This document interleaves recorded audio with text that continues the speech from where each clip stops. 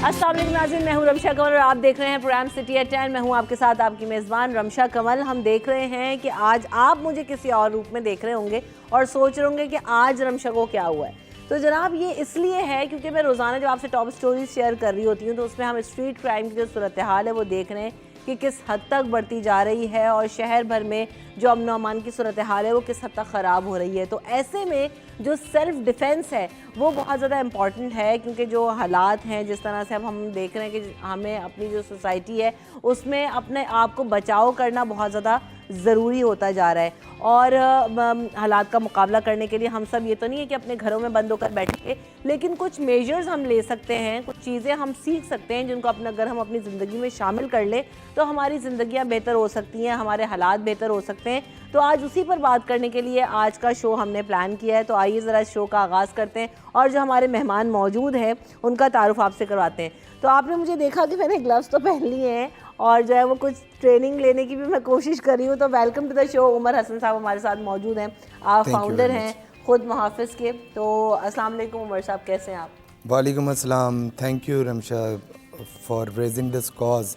और इस वक्त तो बहुत ही ज़रूरत है कि आप इस चीज़ यकीन पर करें बात कि की रोज़ाना जब जाए। हम शो का आगाज़ करते हैं ना तो कहीं ना कहीं मेरे पास ऐसी खबरें होती हैं, उन 4-5 खबरों में से एक खबर ज़रूर ऐसी होती है कि किसी का मोबाइल छिन गया। कल हमने देखा एक आध दिन पहले कि जो राइडर है, बाइक राइडर जो ऑनलाइन डिलीवरी करते हैं, उसको मार दिया सड़क पर। घरों में डकैतियाँ हो रही हैं। अब ये जो सेल्फ डिफेंस है वो हर शख्स के लिए कितना ज़रूरी है और इसकी बेसिक ट्रेनिंग कितनी ज़रूरी है? ये तो देखें एक बहुत ही एक्सट्रीम केस है कि डकैतियाँ हो रही हैं और किसी को कत्ल गारत गिरी इस शहर ने पहली दफ़ा नहीं देख रहा। लेकिन इससे भी ज़्यादा ज़रूरी ये चीज़ है कि ये जो हैरेसमेंट के इश्यूज़ हैं हमारे माशरे के अंदर, related to child, related to women and even man. Usually लोग समझते हैं कि मर्द इससे जो है वो बरी ज़िम्मा है या मर्दों को ये अफेक्ट नहीं कर रहा। ये इन केसेस से कहीं ज़्यादा हैं जो कि इस वक्त लॉ एंड ऑर्डर की वजह से सामने आ रहे हैं। फॉर एग्ज़ाम्पल अगर मैं आपसे कुछ डाटा शेयर करूं तो 2023 के अंदर ही जो चाइल्ड अब्यूज़ के रिपोर्टेड केसेस हैं वो 4000 से ज़्यादा हैं। और ये फिगर्स जो हैं वे विद ओवर 20% जो है वो 2020 से बढ़ता चला जा रहा है over the period of time. हमारे यहाँ की ख़वातीन 93% of the women are being harassed, जो कि बाहर जाते हैं किसी भी तरह की चीज़ों से। तो सेल्फ़ डिफेंस सिर्फ़ और सिर्फ ऐसा नहीं है कि ये कुछ पंचेस एंड किक्स की बात है कि आपने सिर्फ डकैती के वक्त में ही आपको इस्तेमाल आप करेंगे। ये आप अपनी डेली रूटीन में, रोज़मर्रा की लाइफ के अंदर, अपने ऑफिसेज़ में, कॉलेज, यूनिवर्सिटी, स्कूल्स जाते हुए और जिस शोबे से भी आपका ताल्लुक़ हो उसमें आप एज एन वुमेन आप बहुत अच्छी तरह समझती हैं कि जो बात मैं वुमेन के हवाले से कह रहा हूँ वो आप उसको ख़ुद ही इंडोर्स कर देंगी। ये सेल्फ डिफेंस हमें उस हर शोबे में काम देता है।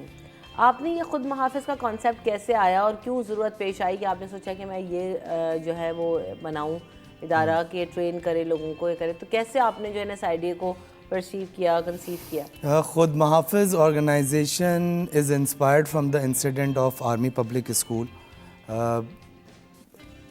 एक बहुत ही अलमनाक, अंदोनाक किस्म का सानिया था जो पूरी कौम के अंदर गुजरा। I was of the opinion कि हमारे बच्चों को, ख़वातीन को, हर उम्र के अफराद को सेल्फ़ डिफेंस ट्रेंड होना चाहिए। और अगर उस वक्त भी हमारे बच्चे सेल्फ़ डिफेंस ट्रेंड होते, हमारे ख़वातीन सेल्फ़ डिफेंस ट्रेंड होती, तो the damage which was caused on that day could have been mitigated. सही, ख़त्म नहीं होता लेकिन हम कुछ ज़िंदगियां बचाने में कामयाब हो जाते हैं, हमारा कुछ नुकसान कम हो सकता था। चलें, हमें उस सिचुएशन से अपने आप को पुल आउट करने का तरीका ही आ जाता, हम किसी के लिए सॉफ्ट टारगेट नहीं बनते। ये एक मुबहम सी सोच थी कि कौम के लिए कुछ करना है, कुछ सोसाइटी को डिलीवर करना है। उससे हमने रिसर्चेस स्टार्ट की और उन रिसर्चेस को देखते हुए फिर हमने खुद मुहाफ़िज़ के प्रॉपर प्रोग्राम्स बनाए, स्पेशलाइज प्रोग्राम्स बनाए जो कि बच्चों के हवाले से थे, ख़वातीन के हवाले से थे और दूसरे एज ग्रुप्स के हवाले से। अभी कितनी तरह के प्रोग्राम्स हैं जिनके ज़रिए आप लोगों को ट्रेन कर रहे हैं और कितने लोग आप लोगों के साथ अभी मुंसलिक हैं? हमारे पास अगर हम जो हमारे मेजर प्रोग्राम्स हैं वो उसमें बच्चों के लिए अलग हैं, ख़वातीन के लिए अलग हैं, प्रेग्नेंट वुमेन के लिए अलग हैं। जीरियाटिक ट्रेनिंग्स हमारे यहाँ अलग होती हैं जो कि 60 साल से ऊपर के लोगों के लिए होती हैं। यूजुअली हमारे यहाँ जो है वो कॉन्सेप्ट ये है वालिदैन की खिदमत का कि हमने जो है उनको घर पे बैठा दिया है और आखिरी के 15 दिन हम किसी अस्पताल में ले जाते हैं और वहाँ पर जाके 10-15 लाख रुपए अस्पताल में ख़र्च कर देते हैं। फिर कहते हैं हमने बहुत कोशिश की लेकिन कुछ हुआ नहीं। क्वालिटी ऑफ लाइफ इम्प्रूव करने की ज़रूरत है। कोई उम्र का हिस्सा ऐसा नहीं है जिसमें आप फिज़िकल एक्टिवेशन नहीं कर सकते। हमारे पास 3 साल से लेके 80 साल तक के बच्चे और बच्चियां आती हैं जो कि हम उनको ट्रेन कर रहे हैं। इसके अलावा हमारे पास डिफरेंट स्पोर्ट्स के प्रोग्राम हैं, फ़िज़िकल रिहैब के प्रोग्राम्स हैं, हम मेंटल काउंसलिंग्स कर रहे होते हैं, हमारे पास न्यूट्रिशनल गाइडेंस के प्रोग्राम्स होते हैं।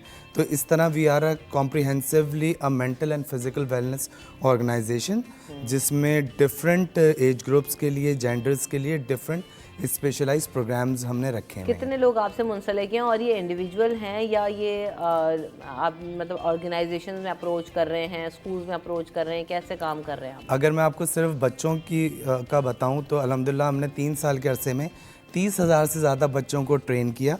उसके अंदर स्कूल्स के बच्चे शामिल हैं, उसमें यतीम खाने के बच्चे शामिल हैं, उसमें मदारिस शामिल हैं, उसमें स्ट्रीट चिल्ड्रन शामिल हैं, उसके अंदर हमारी हिंदू कम्युनिटी शामिल है, उसमें हमारी क्रिश्चियन कम्युनिटी शामिल है। जहाँ पर बच्चा मौजूद है वहाँ पर हम बिला तफरीक रंगो नस्ल जाकर इस मेंटल और फिज़िकल एक्टिवेशन की ट्रेनिंग्स उनको दे रहे हैं। अगर हम बात करें ख़वातीन की तो हम कॉलेजेस, यूनिवर्सिटीज़ में आपको हमारा उस प्रोग्राम का नाम है बिनते आहन, हम उसको कहते हैं। It is Pakistan first female bike riding club with self defence. तो वो हम कॉर्पोरेट सेक्टर के लिए भी मौजूद हैं, वो ट्रेनिंग्स वो कॉलेजेस, यूनिवर्सिटीज़ के लिए भी मौजूद हैं और वो इंडिविजुअल सब्सक्रिप्शन बेस्ड मॉडल भी उसका मौजूद है। अच्छा, होता है ना बहुत सारी चीज़ें हम इनिशिएटिव लेना चाह रहे होते हैं लेकिन ले नहीं पा रहे होते, या हमें ये फियर होता है कि यार ये मैं करूँगा तो करेगा कौन। लाइक आपने सोचा होगा कि मैं ये सेल्फ डिफेंस की ट्रेनिंग देना स्टार्ट कर लूँगा, कितने लोग ले लेंगे? 10, 12, 20, 30, 100, है ना? आपको इनिशियली तो ऐसा लग रहा होता है। तो वो जो एक छोटा सा बच्चा आपने कंसीव किया होगा और उसके बाद उसको इतना यहाँ तक लेकर आए हैं आप, तो कैसा रिस्पांस रहा लोगों का और किस कैपेसिटी में लोग आप लोगों से रब्ता करते हैं और ये सेल्फ डिफेंस की ट्रेनिंग्स लेना चाहते हैं? क्योंकि उमूमन ये लगता है कि यार क्या करना है इसको सीख के, यूजलेस सी बात है ना। लोगों का ऐसा इमेज होता है, लोगों की ऐसी थॉट्स होती हैं इसको लेकर। देखें, एज एन एंटरप्रेन्योर मुझे ये मालूम है कि जब भी आप कोई एक सोसाइटी का प्रॉब्लम रिजॉल्व करने जाते हैं और आप कुछ आउट ऑफ द बॉक्स करने जा रहे होते हैं तो सबसे पहले आपको करीबी लोगों की तरफ से शदीद तनकीद का सामना करना पड़ता है। अल्हम्दुलिल्लाह मैंने वो तनकीद सही है, लेकिन अगर आप अंदर से कन्विंस्ड है ना, अगर अल्लाह आपसे कुछ करवाना चाहता है। मुझे नहीं पता था मैं यहाँ तक पहुँचूँगा, मुझे नहीं पता था कि मैं इतने कम वक्त में ये प्राइम मिनिस्टर अवार्ड्स और ये सारी चीज़ें हमें मिलेंगी। आई नेवर न्यू इट, लेकिन मुझे अंदर से एक कन्विक्शन थी कि मेरी कौम को ज़रूरत है और जहाँ तक मुझसे हुआ मैं इसको लेके जाऊँगा। 30,000 का नंबर आज मैं देखता हूँ, अल्लाह का शुक्र भी अदा करता हूँ, मैं कभी सोच ही नहीं सकता था। वो कहते हैं मैं तन्हाई चला था जानबे मंजिल, लोग मिलते गए और काफ़िला बनता गया। और ये सिर्फ मेरा अपना इसके अंदर रोल नहीं है, मेरी एक बहुत ही शानदार कॉम्प्रिहेंसिव टीम है जिसमें डॉक्टर्स हैं, वेलनेस ट्रेनर्स हैं, फिजियोज़ हैं, न्यूट्रिशनल डॉक्टर्स हैं और बहुत सारे लोग हैं, थेरेपिस्ट हैं। तो ये उन सब लोगों की मेहनत, एफ़र्ट्स हैं। और मैं समझता हूँ कि जब आप एक नेक नियति से आप कुछ अचीव करना चाहते हैं, आप कुछ डिलीवर करना चाहते हैं, तो कुदरत खुद ब खुद आप पे ऊपर मेहरबान हो जाती है और रास्ते आसान होते चले जाते हैं। बिल्कुल ऐसा ही है। और यकीनन आपके साथ लोग भी मिलना शुरू हो जाते हैं ना, जो आपको मददगार हों, जो आपके मुआविन हों, जो आपको हेल्प कर सकते हों। तो कौन से ऐसे लोग थे जिन्होंने आपको सपोर्ट किया कि नहीं यार ये करना चाहिए, सोसाइटी की नीड भी है, या तुम ये कर सकते हो?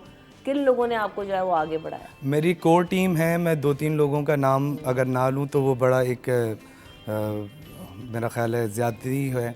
हमारे सीईओ हैं डॉक्टर तौसीफ साहब, he is one of the leaders. हमारे वाइस प्रेसिडेंट हैं लेफ्टिनेंट कर्नल फरहान साहब, ही वाज द वन जिन्होंने बहुत इनिशियल स्टेज पे मुझे कहा, इन 2 लोगों ने, कि यार you are the man, you can do this. I was corporate employee, just a corporate employee at one time, और मैं HR एडमिनिस्ट्रेशन से रिलेटेड रहा हूँ। मेरा कभी भी डायरेक्टली इससे पहले इस तरह का ताल्लुक़ नहीं रहा, लेकिन ये वो लोग थे जिन्होंने मुझे वो कॉन्फिडेंस दिया कि हाँ मैं बाहर जाके कुछ कर सकता हूँ। एंड एट लास्ट फिर आपके कुछ फैमिली मेम्बर्स होते हैं जो कहीं ना कहीं आपको मोटिवेट कर रहे होते हैं बाद में। और देखें एज एन फादर ना, मुझे ये चीज़ अंदर से, जब मैंने थोड़ा सा पढ़ना शुरू किया, मैं अंदर से कन्विक्टेड था बहुत कि ये मसाइल जो आज दूसरों की बच्चियों और बच्चों के साथ हो रहे हैं, मेरी भी वैसी ही बच्चियाँ और बच्चा है ना, तो ये कहीं ना कहीं ये आग घर तक पहुंच जाएगी अगर इसको रोकने की कोशिश ना की गई।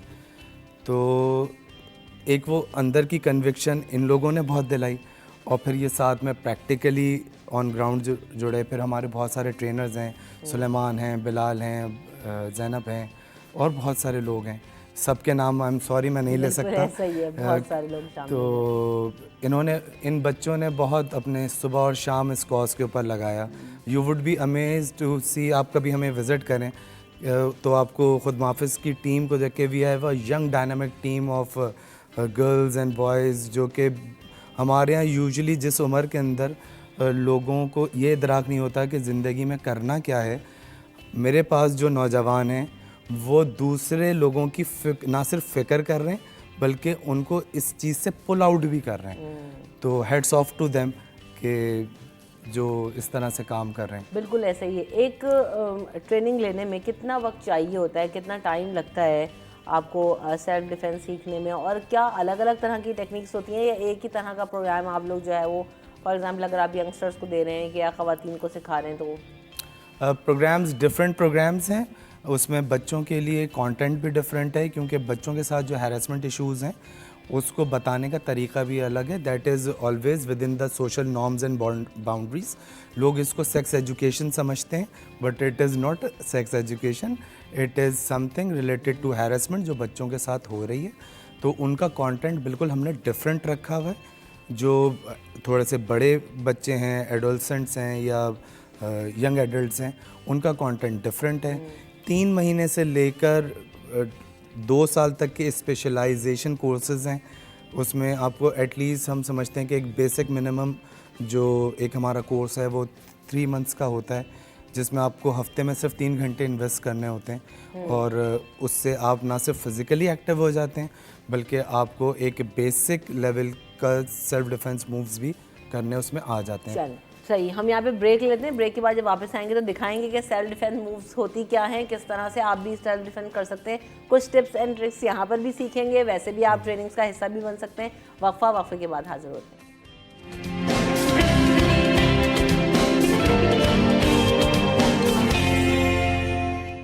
सिटी एट में आपको एक बार फिर कहेंगे खुशामदीद। तो जिक्र हो रहा था जनाब, बिनते आहन आपने प्रोजेक्ट का नाम लिया था, और उसमें आपने बताया कि जो फीमेल बाइक राइडिंग क्लब भी आप लोग रन कर रहे हैं और साथ साथ सेल्फ डिफेंस की ट्रेनिंग भी दे रहे हैं। क्या है वो, इसके बारे में बताएं।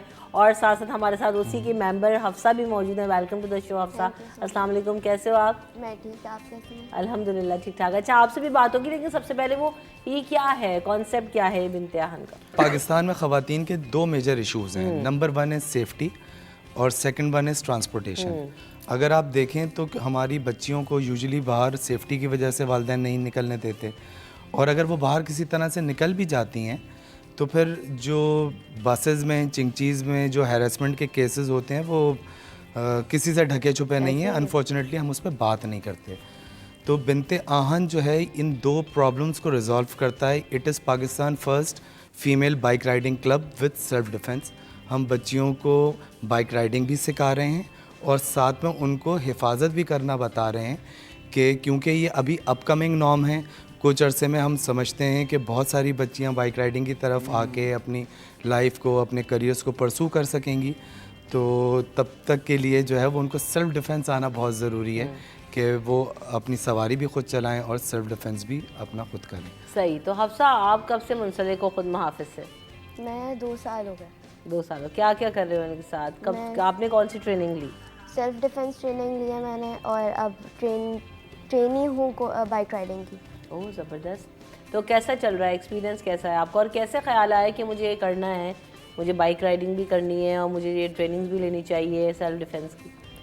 ख्याल ऐसे आया कि देखती थी स्कूल जब गोइंग थी तो वैन्स में ज़्यादा होता था कि आप जब बच्चे होते हो तो दिमाग में होता है, एक घर वालों की तरफ से भी आपको बताया जाता है कि क्या अच्छा है क्या नहीं अच्छा। फिर आप देखते हैं आगे बढ़ते बढ़ते कि आपकी तरफ ये करीब आ रही होती है, ये हरेसमेंट बहुत ज़्यादा हो रही होती है। तो ख़्याल ये था, कॉलेज में आई, कॉलेज में फिर आपको हर जगह ना बाबा के साथ हर वक्त जाया जा सकता है, ना भाई होता है, सही बात। तो अकेले आपको ट्रैवल कहीं ना कहीं करना पड़ता है और अकेले ही ये ज़्यादा चीज़ हरासमेंट फेस करनी पड़ती है। तो उसको रोकना था, अपने आप को सिक्योर करना था, उसी लिए ट्रेनिंग मैंने स्टार्ट करी। किसी ने रेकमेंड किया या खुद सोचा? खुद सोचा, बाबा की सपोर्ट थी बहुत, फैमिली की सपोर्ट थी, शुरू से ही बहुत सपोर्टिव थी। तो अभी इन प्रोफेशन क्या कर रहे हो, पढ़ाई कर रहे हो? जी, मैं फर्स्ट ईयर में हूँ, कॉलेज में हूँ। कॉलेज में। अब बाइक कितनी चलानी आ गई है पूरी, या अभी सीख रही है? बाइक में अभी इन प्रोसेस है, चल रही है। क्योंकि हमें ये लगता है ना कि मुझे तो ऐसा लगता है कि बाइक जो है उसको सीखना थोड़ा मुश्किल है रादर देन कि आप गाड़ी सीख लें, लेकिन बात वही है कि कितने टाइम लगता है किसी भी एक लड़की को बाइक सीखने में? देखिए मैं आपको बताऊं, जो हमारी यंग बच्चियां हैं ना, जो कॉलेज यूनिवर्सिटीज़ की बच्चियां हैं, वो मैक्सिमम 2 महीने 3 महीने में मैक्सिमम सीख लेती हैं। सबसे बड़ा जो हमें चेंज लाना पड़ता है ना उनके अंदर, वो बाइक सिखाने से ज़्यादा उनके अंदर का डर निकालना सबसे एक मुश्किल काम है जो हमारी टीम कर रही है। वो डर बचपन से वालिदैन ने इनकलकेट किया हुआ होता है, क्योंकि हमारे यहाँ ना अनफॉर्चुनेटली पूरी दुनिया में ऐसा होता है कि एक लाइफ साइकिल होती है ना, एक छोटी बच्ची होती है, फिर वो थोड़ी सी बड़ी हो जाती है, एडोलसेंट एज में आती है, फिर वो एक लड़की बन जाती है, फिर वो एक औरत बनती है।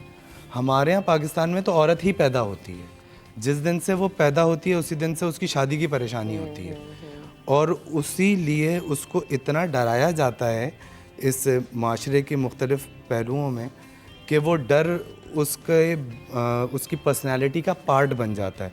फिर वो शादी भी होकर कभी शौहर से डर रही होती है, फिर वो बच्चों से डर रही होती है, उसका पूरी ज़िंदगी उस डर के साथ गुजर जाती है। तो ये जो बच्चियां आ रही हैं हमारे पास, सबसे बड़ा काम जो इनके ऊपर करने का है वो मैं आपसे मेंटल वेलबींग की भी बात कर रहा था, तो हम मेंटल साइड के ऊपर यही फेयर फैक्टर उनका निकालने की कोशिश कर रहे होते हैं, जिसकी वजह से इतना टाइम भी लग रहा है। लेकिन अगर वैसे देखा जाए तो एक यंग बच्ची के लिए 2 महीने 3 महीने इज़ मोर देन एनफ। हाँ, मेरे पास 57 ईयर्स की भी खातून हैं जो कि हमारी स्टूडेंट बाइक राइडिंग सीख रही हैं। जो इस तरह की ख़वातीन हैं उनके लिए यू कैन से कि जी वो 4-5 महीने 6 महीने उनको लग जाते हैं, क्योंकि वो बहुत एक स्लो प्रोसेस से पहले वो साइकिल पे आते हैं, फिर वो बाइक्स के ऊपर हम उनको लेके जा रहे होते हैं। तो दैट्स द सिनेरियो फॉर। सही। तो कोई फैमिली में है कोई खातून, कोई लड़की जो बाइक चलाती है या जिससे इंस्पायर हुए, कैसे इंस्पिरेशन ली? मैं देखती थी आजकल तो बहुत कॉमन हो गया है कि हर लड़की बाइक चला रही है, गाड़ी चला रही है, लेकिन ज़्यादा अफोर्डेबिलिटी में हमारे पास बाइक रहती है। और घर पे भी देखें तो बाबा की बाइक होती है, कभी भाई की बाइक होती है, तो बस अगर इमरजेंसी भी हो तो आपने बस एक किक मारनी है और चले गए। हाँ, ये तो है। और आप इंडिपेंडेंट हो जाते हैं, इंडिपेंडेंट हो कॉलेज जाने के लिए, यूनिवर्सिटी जाने के लिए। और फिर जैसे भी बात हुई कि हरासमेंट इतनी है हमारे यहाँ पब्लिक ट्रांसपोर्टेशन में कि जो बच्चियाँ हैं वो हर तरह से सफ़र कर रही होती हैं। एक तो जो बसेस का स्ट्रेस है वो अलग, ट्रांसपोर्टेशन के मसाइल अलग, जो उनकी खटारा हाल है वो अलग, और फिर जो है हरासमेंट इश्यूज़ ये अलग। तो इन सब से आप बच सकते हैं अगर आप जो है वो ख़ुद बचना चाहें और आप अब जो है अपने लिए कुछ करना चाहें, तो जिसकी मिसाल भी हमारे सामने मौजूद है। हफ्सा, तो ये जो ट्रेनिंग ली सेल्फ डिफेंस की, उसमें क्या क्या सीखा? सेल्फ डिफेंस में हमें जो कॉमन मूव्स होते हैं कि अगर आपका किसी ने पीछे से हाथ पकड़ लिया, किसी ने आपका स्कार्फ पकड़ लिया, कंधे पकड़ लेते हैं पीछे से, हाथ पकड़ लिया, किसी ने रोक लिया, तो उसको कैसे आपने बचाना है अपने आप को, ऐसे ही ट्रेनिंग्स दी गई, किक्स सिखाई गई, हमें पंचेस बताए गए कि आपको बस आपका माइंड, ज़्यादातर हमारे माइंड के ऊपर सेल्फ डिफेंस मतलब सेल्फ इंडिपेंडेंट होने के लिए आपको अपने ऊपर काम करना पड़ता है, ताकि आपका माइंड, जब भी हमारे साथ कुछ होता है ना, हम फ़ौरन ब्लैंक हो जाते हैं, डर में, खौफ में चले जाते हैं, हमारा ब्लैंक हो जाते हैं, और उसके बाद फिर हमें सेल्फ कॉन्फिडेंस के ऊपर हमारा काम किया जाता है कि हम उस ट्रेनिंग से ज़्यादातर कॉन्फिडेंस आता है। कभी कोई ऐसा वाकया पेश आया जिसमें आप बहुत ज़्यादा डर गई हो, या कभी या फिर आपने अपने सेल्फ डिफेंस को यूटिलाइज किया हो, किसी को मारा हो सड़क पे?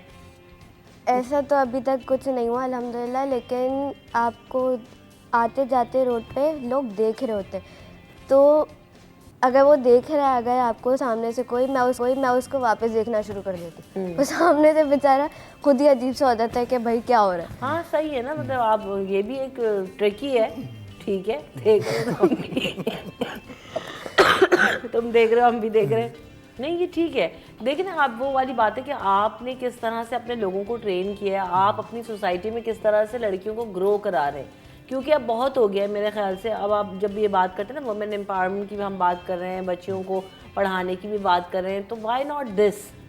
एग्जैक्टली देखें, अब सबसे बड़ी बात, अगर पढ़ाना भी है आपने, इन एकेडमिक्स को आपने करा के देख लिया ना, तो इसका मतलब है ये एकेडमिक्स बच्चों के मेंटल एंड फिजिकल वेलनेस के लिए काम नहीं कर रहे और ना उसके ऊपर फोकस किया जा रहा है। हम बच्ची को, मैं बता रहा हूँ ना, वो शुरू से ही हम उसको औरत समझ के इतना डरा देते हैं कि वो ज़िंदगी में कुछ करने के काबिल ही नहीं रहती।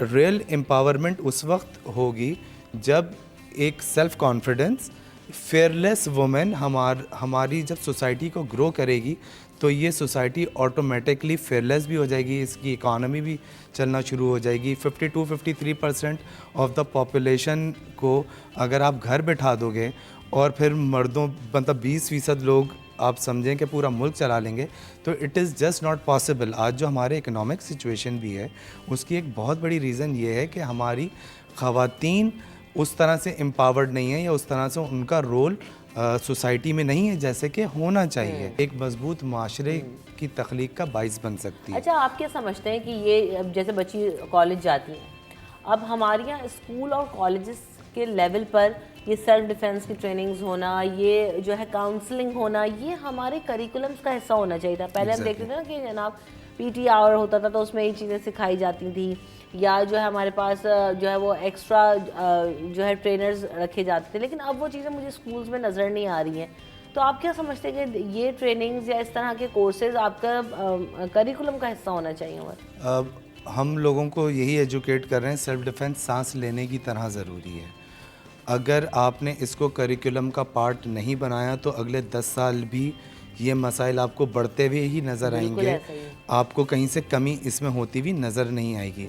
आप देखें तो सही, इस मुल्क में कितने बड़े बड़े केस हैं। फातिमा बच्ची का भी केस अभी हमने थोड़े दिन पहले देखा। ये सब वही जहनी पसमानदगी का ही नतीजा है ना, कि एक बच्ची को हम जो है वो मतलब शायद जानवरों के साथ भी ऐसा सलूक नहीं होता जो हमारे यहाँ जो है वो इन बच्चों के साथ कर दिया जाता है।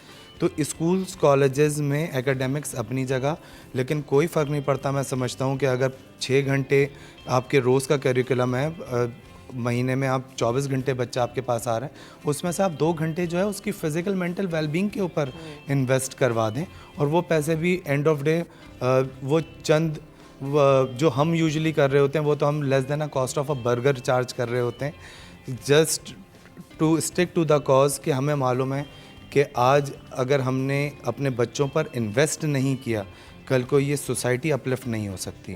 पहले आपको किसी ज़माने में एनसीसी की ट्रेनिंग सुनने में आती थी, वो सारी चीज़ें यहाँ से ख़त्म हो गई। I don't know for what good reason. अभी देखें ना, ये अच्छी चीज़ें थी, ये फिजिकल एक्टिविटी भी थी, इससे बच्चे सीख भी रहे थे, सेल्फ डिफेंस भी सीखते थे। बेसिक जो है वो लाइफ में आपको क्या क्या चीज़ें फेस कर सकते हैं, सेल्फ डिफेंस भी आपको आ रहा था।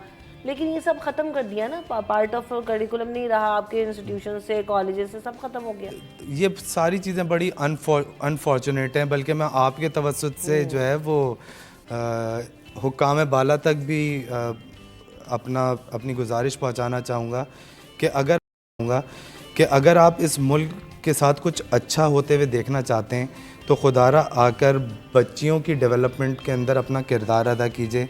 सिर्फ चंद लैपटॉप बांट देने से या अजरक पहना देने से या जो 4 चीज़ें कर देने से जो है इससे एम्पावरमेंट नहीं होगी। जब तक हम इन बच्चियों को मेन कोर्स ऑफ एक्शन के लिए एम्पावर नहीं करेंगे, तब तक जो है ये मेरे हिसाब से तो मुल्क नहीं उठ सकता। बिल्कुल ऐसा ही है, हमें मुल्क चलाना है और इस मुल्क में जो है वो हमारे जो बच्चे हैं, हमारी जो यूथ, उसको हमें हर तरीके से इंडिपेंडेंट करना है, तभी हम आगे बढ़ सकते हैं और ये मुआशरा जो है वो फ़ाल हो सकता है। हम यहाँ पे ब्रेक लेते हैं, ब्रेक के बाद हाजिर होंगे तो आपको कुछ लाइव एक्शन भी दिखाएंगे और सेल्फ डिफेंस की ट्रिक्स भी दिखाएंगे आफ्टर दिस ब्रेक।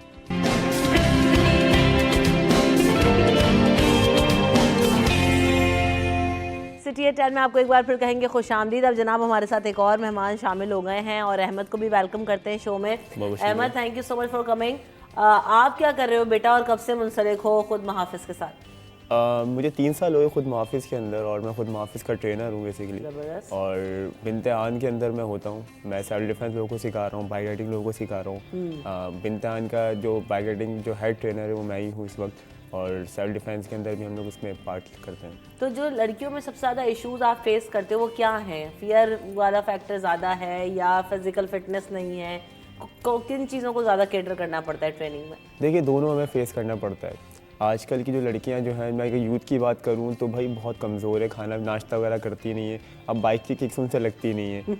अब वो परेशानी होती है उनको, मतलब कि लग जाए, हल्का से गिरती हैं, इंजरी आ जाती है, तो उसको हमें फेस करना पड़ता है। इन केस के हमारे ट्रेनर्स जो हैं, हमारे जो ट्रेनीज़ होते हैं या मैं खुद, हम लोग उनकी बाइक को पकड़ के भागते रहते हैं पूरी रोड पे, मतलब ग्राउंड खुदा ना खास्ता गिर ना जाएँ। हम उनको सेफ्टी का शूज़ करते हैं, हम उनको हेलमेट्स, प्रॉपर सेफ्टी गार्ड्स वगैरह पहना के उनको ट्रेनिंग दे रहे होते हैं। और उसके बाद अगर सेल्फ डिफेंस के ऊपर बात करूँ तो वही फिर इश्यूज़ आते हैं कि हल्का सा हाथ पकड़ लिया तो हाथ में दर्द हो गया।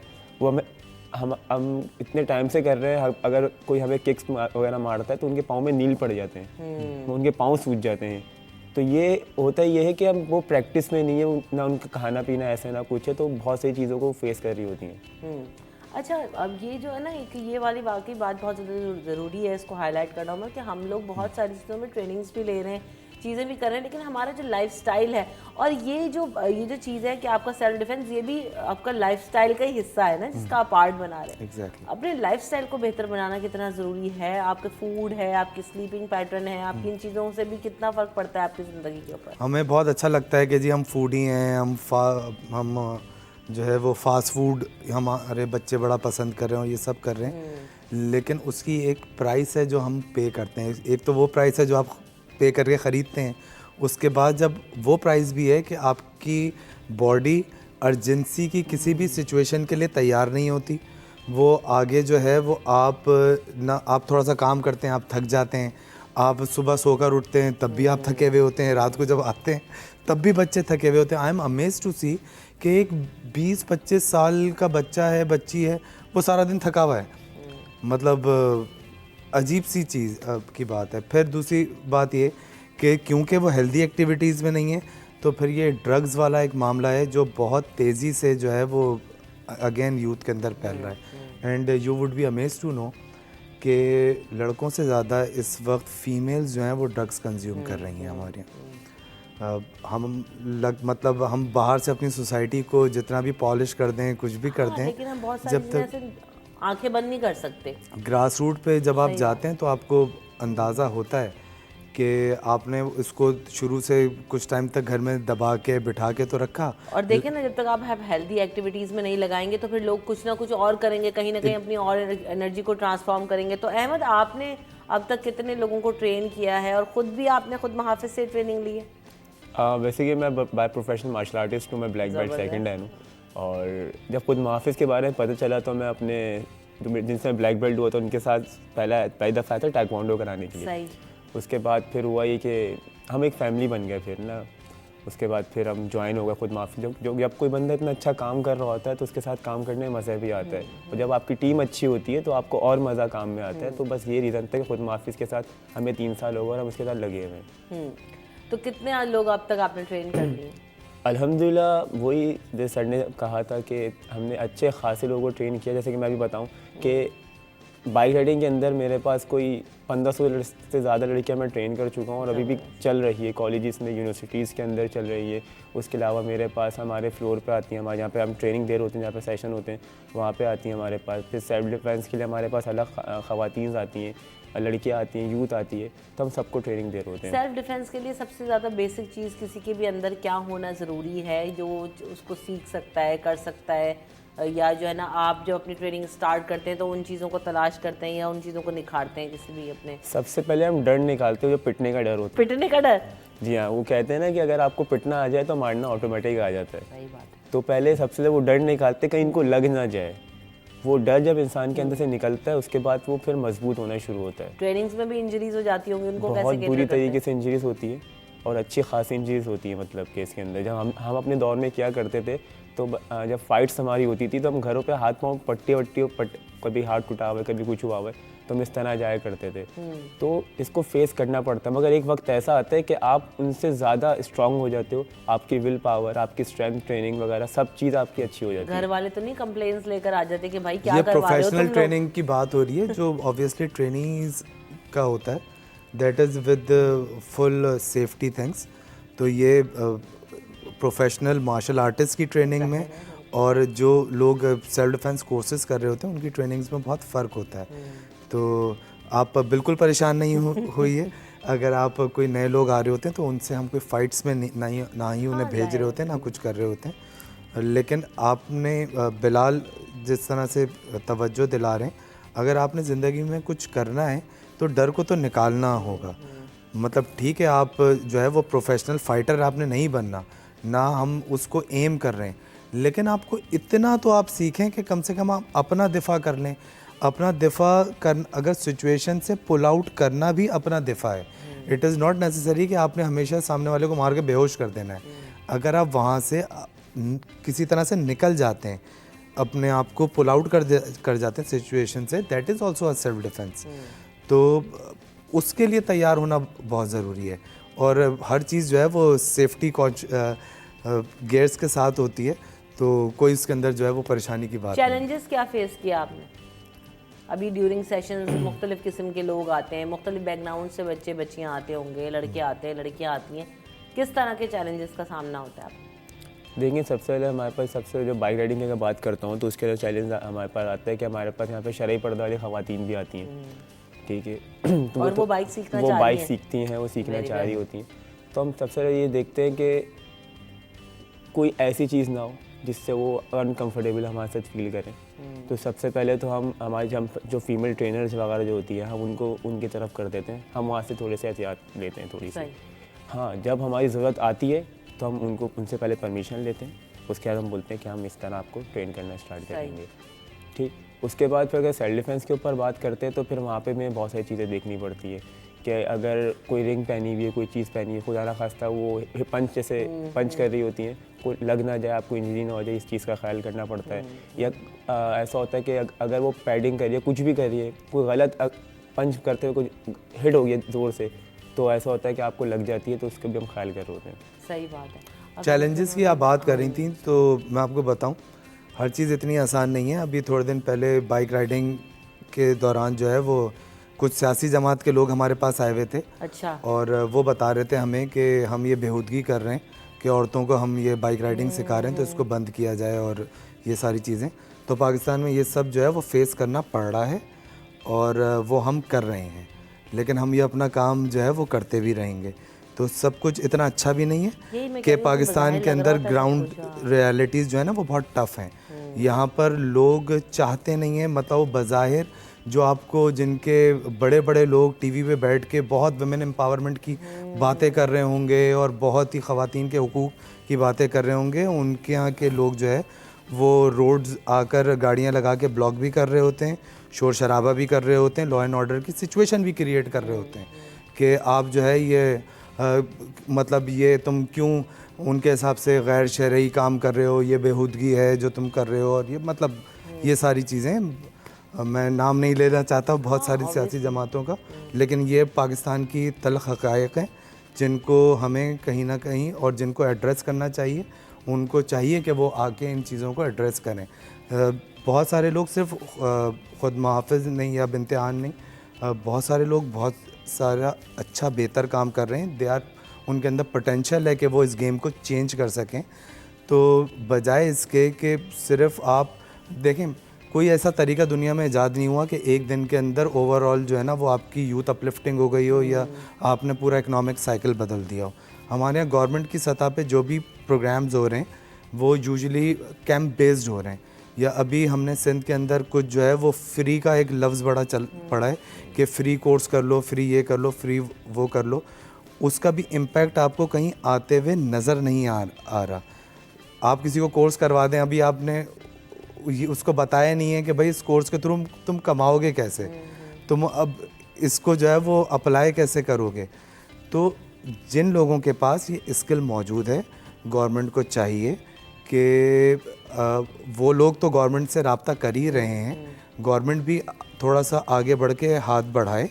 और अगर आप चाहते हैं कि वाकई कुछ चेंज करना है तो चलें मिल के चेंज करते हैं, फिर इसके अंदर कोई मसला नहीं है। और हमारे अलावा भी वो सारे क्लब्स जो बाइक राइडिंग बच्चियों को सिखा रहे हों, हमारे उनके लिए भी बहुत ही खुली ऑफ़र है कि जहां वो चाहते हैं कि उनको सेल्फ डिफेंस के लिए ख़ुद मुहाफ़िज़ की ज़रूरत हो या कहीं पर उनको टेक्निकल एक्सपर्टीज़ चाहिए हो, तो हमारे पास एक बड़ी टीम मौजूद है, हम सब के लिए मौजूद है। देखिए ना कि आप एक से दूसरे के साथ मिलते हैं तो वो और ज़्यादा ब्रॉडर एस्पेक्ट में जो है आप काम कर सकते हैं और अच्छे तरीके से काम कर सकते हैं। दारों का ऑन बोर्ड होना, आपका हुकूमती सतह पर आपके जो है वो साथ मिल जाना, तो बहुत ज़्यादा चीज़ें बेहतर हो सकती हैं फिर।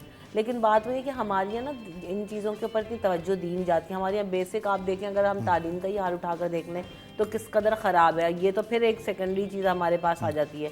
तो बात वही है कि हम अपना फोकस नहीं शिफ्ट कर पा रहे हैं। अगर हम दुनिया भर में लोगों को देखते हैं अहमद, तो हम ये चीज़ देखते हैं कि ये सब चीज़ें, जैसे मैंने पहले भी कहा कि स्कूल्स का, कॉलेजेस का, बेसिक ट्रेनिंग्स का हिस्सा होती हैं, लेकिन हमारे यहाँ इस चीज़ का फुकदान है। आपने खुद भी बताया कि आप मार्शल आर्ट्स करते रहे हो, आपको किस हद तक सपोर्ट मिली? बचपन से करते आ रहा हूँ मार्शल आर्ट, घर से सपोर्ट थी इसके अंदर। और बाद में एक ख्याल आया कि ये इसको पैशन को प्रोफेशन बना लिया जाए तो और मज़ा आएगा इस काम में। तो फिर हमने वही किया, पैशन को प्रोफेशन बना लिया। फिर मार्शल आर्ट के अंदर ही फिर हमने वेलनेस ट्रेनर्स हो गए।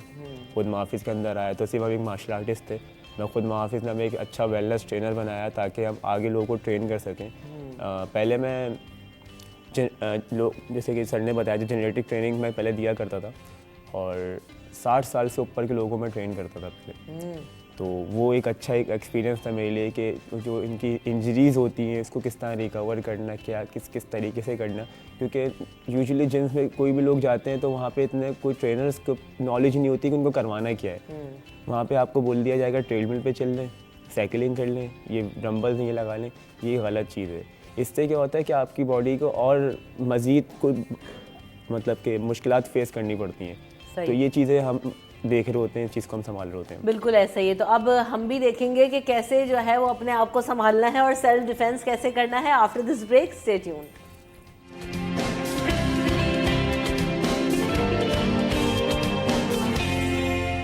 Welcome back in the show. तो हमने जैसे कि आपको कहा था कि अब आपको दिखाएंगे कि किस तरीके से जो है वो आप सेल्फ डिफेंस कर सकते हैं और क्या ट्रिक्स होती हैं।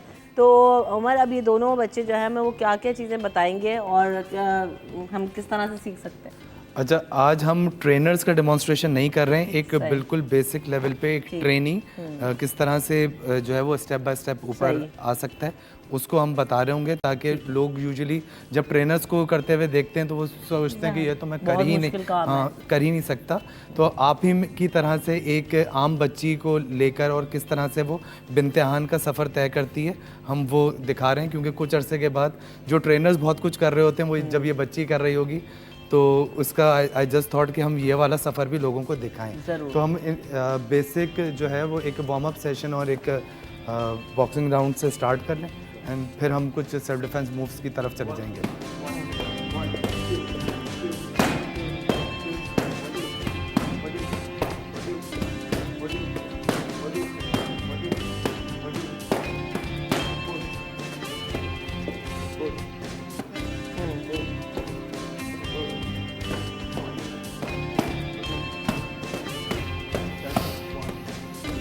देखने में जो चीज़ें बहुत सारी आसान है, हाँ, लेकिन और घर में जब वो बेड के ऊपर लेटे हुए चाय पीते पीते देख रहे होते हैं ना तो लोग कहते हैं बहुत ही आसान काम है ये। तो आप लोग आइएगा, हम बताएंगे कितना आसान है। अच्छा, हम आपके लिए फ़ायदेमंद है ना। एग्जैक्टली।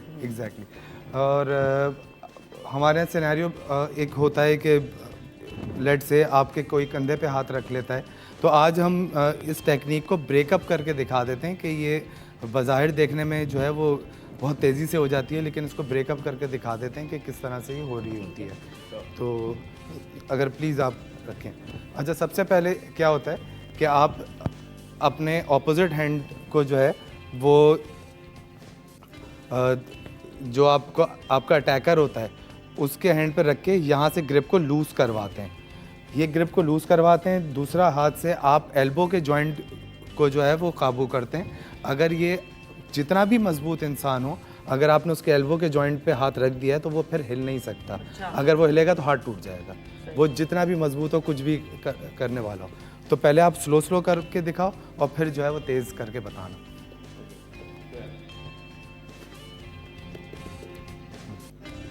अब एक दफ़ा तेज़ दिखा दें, ठीक है। तो ये एक बेसिक सी टेक्निक है। अच्छा, और उसके बाद जब कोई गिर जाए ना, आपने ये मूव अप्लाई कर दिया, तो ये मैं बता रहा हूँ कि आपने खड़े होकर उसको देखना नहीं है, फिर वहाँ से भाग जाना है। आपने आपने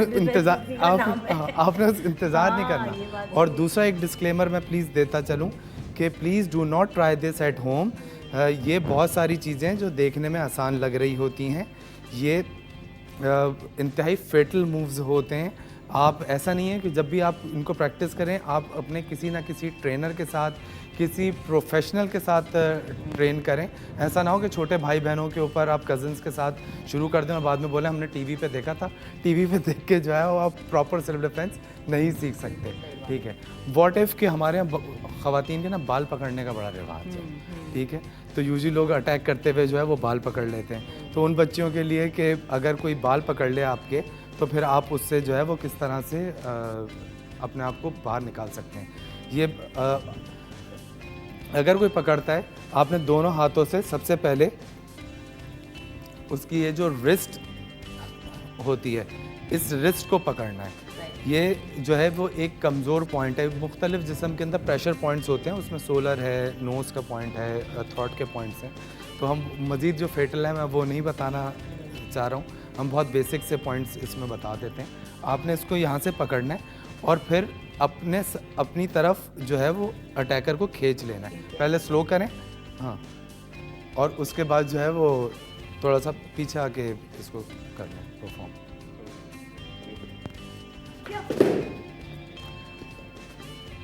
ठीक है। ये जो भी आपके प्रेशर पॉइंट्स होंगे उसके ऊपर अगर आप इसको प्रॉपर प्रैक्टिस की भी है आपने, आप इसको प्रॉपर हिट करें तो आपको बिल्कुल रिजल्ट ना ब्रूसली वाला मिलता है। मतलब उसके लिए ब्रूसली होना ज़रूरी नहीं है, it is all game of techniques. हाँ। बिल्कुल, ये बहुत बेसिक लेवल की टेक्निक्स हैं, लेकिन एटलीस्ट ये छोटी छोटी टेक्निक्स तो हमारे बच्चों को आनी चाहिए। अच्छा, व्हाट इफ़ इन केस के अगर आपको कोई पीछे से पकड़ ले, एक हमारे यहाँ ये पीछे से पकड़ने के भी छोटे इंसिडेंट्स होते हैं, तो उस सूरत में आप क्या कर सकते हैं। तो अगर आपको किसी ने पीछे से पकड़ा है तो सबसे पहले आप क्या करेंगे, आप दोनों हाथों को पकड़ के नीचे की तरफ पुश करेंगे और अपने पाँवों को खोलेंगे, ठीक है। ये आपने थोड़ा सा पुश किया और उसके बाद आप देख रहे हैं जब ये दोनों पुश करके जब आप अपने पाँवों को खोलेंगे तो जो अटैकर है उसके लेग्स आपके रीच में आ जाएंगे, ठीक है। आपने उसके बाद उसका लेग पकड़ना है और उसको आप जब पुल आउट करेंगे ये नीचे गिरेगा, ठीक है। अब हम इसको परफॉर्म करके दिखा देते हैं आपको।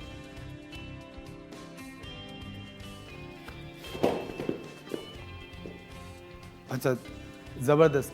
अच्छा देखें, ये तो अभी बड़े एक आइडियल सिनेरियो के अंदर हम कर रहे हैं ना, कि परफॉर्म कर रहे हैं कि हम बहुत स्लो दिखाने के लिए, समझाने के लिए, और फिर साथ में जो है वो मैट्स भी यहाँ पर मौजूद हैं। लेकिन जब ये कोई आप on a road self defence आप करते हैं तो ये छोटे छोटे मूव्स जो हैं वो आपको इस सिचुएशन से पुल आउट करने में बहुत हेल्प कर रहे होते हैं। सही बात। लेकिन ये सारी चीज़ें आप तभी कर सकते हैं जब आपका जहन और आपकी बॉडी कोऑर्डिनेशन जो है वो डेवलप हुई भी हो। ऐसा ना हो कि किसी ने आपको पकड़ा और फिर आप हवास होता ना, मुझे पता ही नहीं चला हुआ क्या मेरे साथ, तो मैं तो बिल्कुल ब्लैंक हो गया। तो वो वाला भी अपने हवास पे काबू पाना भी बहुत ज़्यादा ज़रूरी है, अपने सेंसेस को काबू में रखना। हमारे यहाँ तो वो इंसान जो है वो मोबाइल लूटने के बाद घर जाके सो जाता है और हमारे लोग ना वहीं खड़े खड़े काँप रहे होते हैं। सही बात है। तो अपने जहन को तैयार करना बहुत ज़रूरी है। अच्छा, लास्ट ख़वातीन में जो है वो एक हाथ पकड़ने का भी बहुत शौक़ एक पाया जाता है माशरे के अंदर, कि किसी तरह से हाथ पकड़ लो। तो हाथ अगर पकड़ लें तो वो किस तरह से आप छुड़ा सकते हैं वो हम आपको थोड़ा सा ब्रीफ कर देते हैं। अच्छा, सबसे पहले तो बहुत आसान है कि इसको जब कोई हाथ पकड़ता है तो आप जो है वो इसको अपनी कलाई को ट्विस्ट करेंगे, अपनी कलाई को ट्विस्ट करेंगे और फिर जो है वो बीच में जो हाथ का खला है उसमें से बाहर निकाल देंगे। चाहे कितनी भी टाइट ग्रिप हो निकल आए। हाँ, निकल आएगा। और अगर बहुत ज़्यादा टाइट ग्रिप है तो फिर आप 2 हाथों का भी इस्तेमाल इसके अंदर कर सकते हैं। अगर ज़्यादा टाइट ग्रिप है तो आपने दोनों हाथों को मिलाया, अपने कलाई को ज़रा सा मूव किया और रन। सही। आपने उसके बाद आपने रुकना नहीं है। मतलब इसमें आपको चैंपियन ही समझ लेंगे। हाँ, क्या आप मैं जो है वो मार्शल आर्ट चैंपियनों में मुकाबले करने खड़ी हो जाऊंगी। एग्जैक्टली, ऐसा नहीं है। अनटिल एंड अनलेस कि आपको फुली आपको पता ना हो कि आप सिचुएशन को हैंडल कर सकते हैं, आपने इतना सीख लिया है, आप तब तक जो है वो ये काम करेंगे नहीं। और अगर कोई बहुत भी सीखा हुआ होता है, हम उसके लिए भी पैगाम यही है कि अपने आप को सिचुएशन से हमेशा पुल आउट करें और in case of fire arms तो ज़रूर फ़ौरन पुल आउट कर जाएं। ठीक है, तो एक दफ़ा बस ये लास्ट टाइम आप ये करके दिखा दें कि अगर ज़्यादा टाइट ग्रिप हो तो दोनों हाथों से आप किस तरह से इसको निकाल सकते हैं। तो ये बहुत ही बेसिक चंद टिप्स एंड ट्रिक्स हैं जहाँ से जो है वो चीज़ को स्टार्ट किया जाता है and then sky is the limit. कि जैसे जैसे आप सीखते रहेंगे आपके अंदर वो कॉन्फिडेंस, वो डेटरेंस और कुछ करने की उमंग जो है और एबिलिटी वो आती चली। बिल्कुल ऐसे ही। तो आपने देखा यहाँ पर कि किस तरीके से बराह रास्त भी आपको दिखाया कि ये आप बेसिक टेक्निक सीख सकते हैं। और वाकई जो हम बात करते हैं ना सेल्फ डिफेंस, पहले हमें, अब ये बदकिस्मती है हमारी कि हम देखते थे कि जैसे अभी उमर ने भी जिक्र किया था कि एनसीसी ट्रेनिंग्स वगैरह करवाई जाती थी। उसके अलावा स्कूल्स में हमारे जो पीरियड्स हुआ करते थे जिसमें आप पीटी हो या हो तो उसमें आपको ये बेसिक ट्रेनिंग्स दी जाती थी। अब जी वो साल में एक स्पोर्ट्स डे मना लेते हैं और समझते हैं जी पूरा वो फिज़िकल एक्टिविटी हमने करा ली और वो हमारा जो रोल है किसी भी स्कूल का, कॉलेज का, वो अदा हो गया। तो ये बेसिक चीज़ें हैं जो हमारे करिकुलम का हिस्सा होनी थी, लेकिन अनफॉर्चुनेटली नहीं है। बहुत सारे लोग इस तरह की सिचुएशंस क्रिएट करके, इदारे बना के, ऑर्गेनाइजेशंस बना के अब कुछ काम कर रहे हैं कि चलें जिस चीज़ की कमी सोसाइटी में मौजूद है उसको पूरा किया जा सके। तो thank you so much Umar for coming in the show, फिर सच ब्रिलियंट किड्स माशाल्लाह, और अच्छा काम कर रहे हैं आप भी और ये भी। तो और बहुत अच्छा लगा कि शी इज़ वेरी यंग और वो बहुत ज़्यादा अच्छे से सीख भी रहे हैं। और मैं चाहूँगी कि और बहुत सारी लड़कियाँ आएँ और ये सेल्फ डिफेंस भी सीखें, बाइक राइडिंग भी सीखें, अपने आप को एम्पावर करें और लोगों का मुकाबला करना ना सिर्फ जनाब ये फ़िज़िकल स्ट्रेंथ के साथ, मेंटल स्ट्रेंथ के साथ तमाम तरह से सीखें, ताकि आपने अगर इस माशरे में रहना है, एक फ़ाल किरदार अदा करना है, तो आपको इंडिपेंडेंट भी होना है, आपको स्ट्रॉन्ग भी होना है, आपको ख़ुद मुख्तार भी होना है और आपको जो है वो अपना मुकाबला ख़ुद करना है। तो यही हमने आज आपको दिखाने की कोशिश की और आप सबकी आमद और वक्त का बहुत शुक्रिया। Very good luck to you all of you guys, thank you so much for coming in the show. यहाँ पर वक्फा लेंगे, वक्फे के बाद हाजिर होंगे अपने अगले सेगमेंट में। अपना ख्याल रखिएगा और हमें ब्रेक के बाद ज्वाइन कीजिएगा।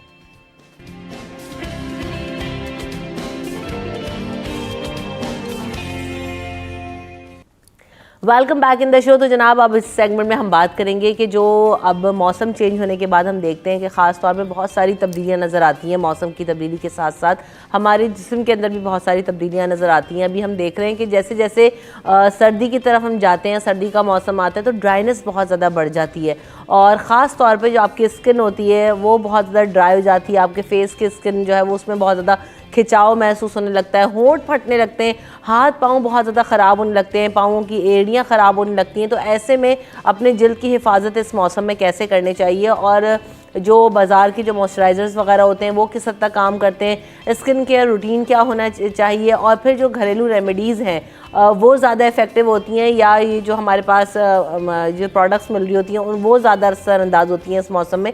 इन तमाम चीज़ों पर हम बात करेंगे और फिर किफ़ायत शौरी में रहते हुए कैसे अपनी स्किन को खूबसूरत बना सकते हैं, कैसे अपनी जल्द को में निखार ला सकते हैं इस मौसम में, क्योंकि बहुत ज़्यादा डेड, ड्राई और डल सा फेस हो जाता है। तो कैसे इसको खूबसूरत और निखार वाला बना सकते हैं, इस पर बात करेंगे। हमारे साथ उम्मे राहिल मौजूद हैं, आप हर्बलिस्ट हैं। वेलकम टू द शो उम्मे राहिल, कैसी हैं आप? अस्सलाम वालेकुम। वालेकुम बिल्कुल अस्सलाम। ठीक ठाक अल्हम्दुलिल्लाह।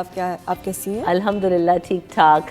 तो सबसे बड़ा मसला जो है वो ये कि इस मौसम में जो है ना स्किन बहुत ख़राब हो जाती है बहुत ज़्यादा। अब चाहे वो फेस की हो, हाथ की, मैं तो हाथों पे जितना भी मॉइस्चराइज़र लगा लूँ ना, मुझे ऐसा लगता है कि यार अभी भी इतने ड्राई हो रहे हैं हाथ, 10 मिनट बाद जो है ना वो फिर वही का वही हाल तो हो जाता है। ड्राइनेस आ जाती है। तो इसका बचाव कैसे मुमकिन है, क्या करें?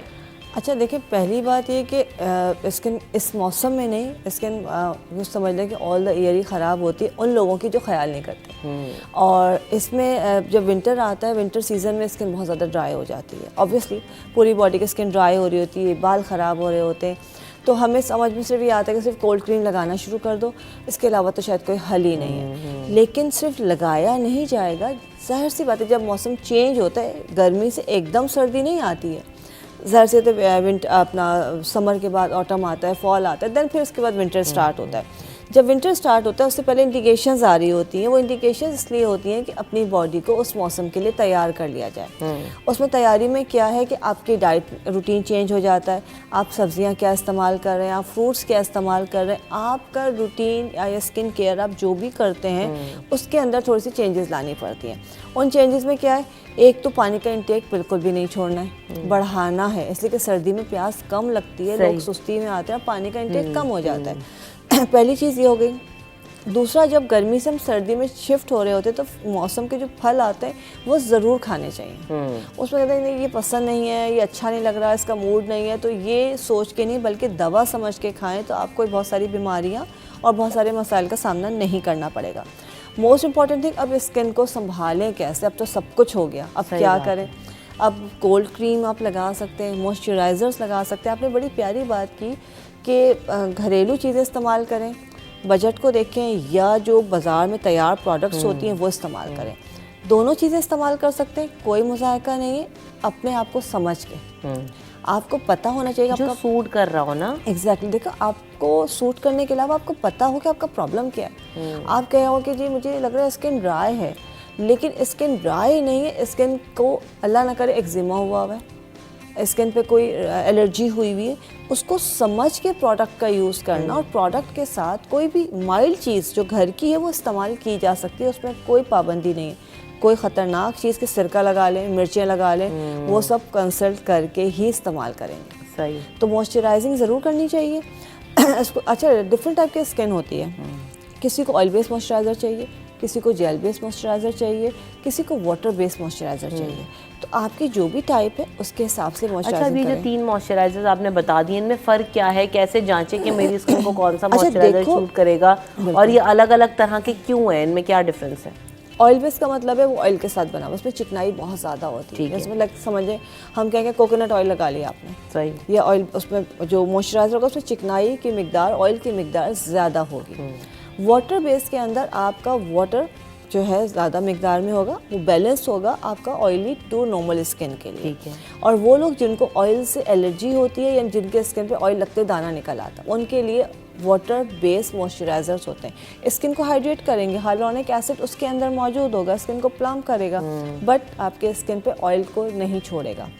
जेल बेस्ड जो होता है वो बैलेंस होता है, वो थोड़ा सा थिक होता है, जेल फॉर्म में होता है, जैसे एलोवेरा जेल के हम कह लें, या डिफरेंट जो है जेल्स मिलते हैं उसके साथ बनाया जाता है। वो बहुत माइल्ड होता है, वो सेंसिटिव स्किन के लिए होता है, जिसके ऊपर कुछ भी लगाओ, रगड़ लगती है तो स्किन रैश कर जाती है, या रोजेशिया है या कोई और स्किन प्रॉब्लम है, तो उनके लिए जो है जेल बेस्ड मॉइस्चराइज़र, या बेबी स्किन के लिए जेल बेस्ड मॉइस्चराइज़र होता है, जो कि उनको स्किन को सूट भी करेगा, मॉइस्ट भी करेगा, और उसका कोई साइड इफ़ेक्ट भी नहीं होगा। सही।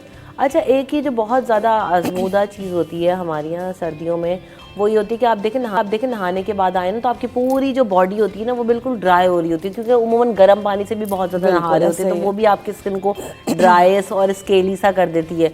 तो ऐसे में जो है वो आप अपनी बॉडी को किस तरह से मॉइस्चराइज रख सकते हैं? पहले तो ज़माने में होता था ना कि आप नहा कर आए और आपने फ़ौरन जो है वो कहते थे अम्मी अब्बू के आप तेल लगा लें हाथों पे, पाँवों पे, तो वो इफ़ेक्टिव होता है। तो क्या ऑयलिंग आपको हेल्प करती है? कौन सा ऑयल यूज़ कर सकते हैं या कौन से उसके लिए भी अब आपको तो पर्टिकुलरली बॉडी बटर्स वगैरह आ गए हैं, वही वर्कआउट करते हैं खाली? नहीं, देखिए अम्मी अब्बू या बुजुर्ग जो कहते थे बिल्कुल सही कहते थे, वो पहले घर के ऑयल या देसी तरीका बताते थे। अब बॉडी ऑयल्स आ गए। सही। अब वही जो देसी तरीका है उसको उन्होंने बॉटल में बंद कर दिया है, वो भी ऑयल्स ही।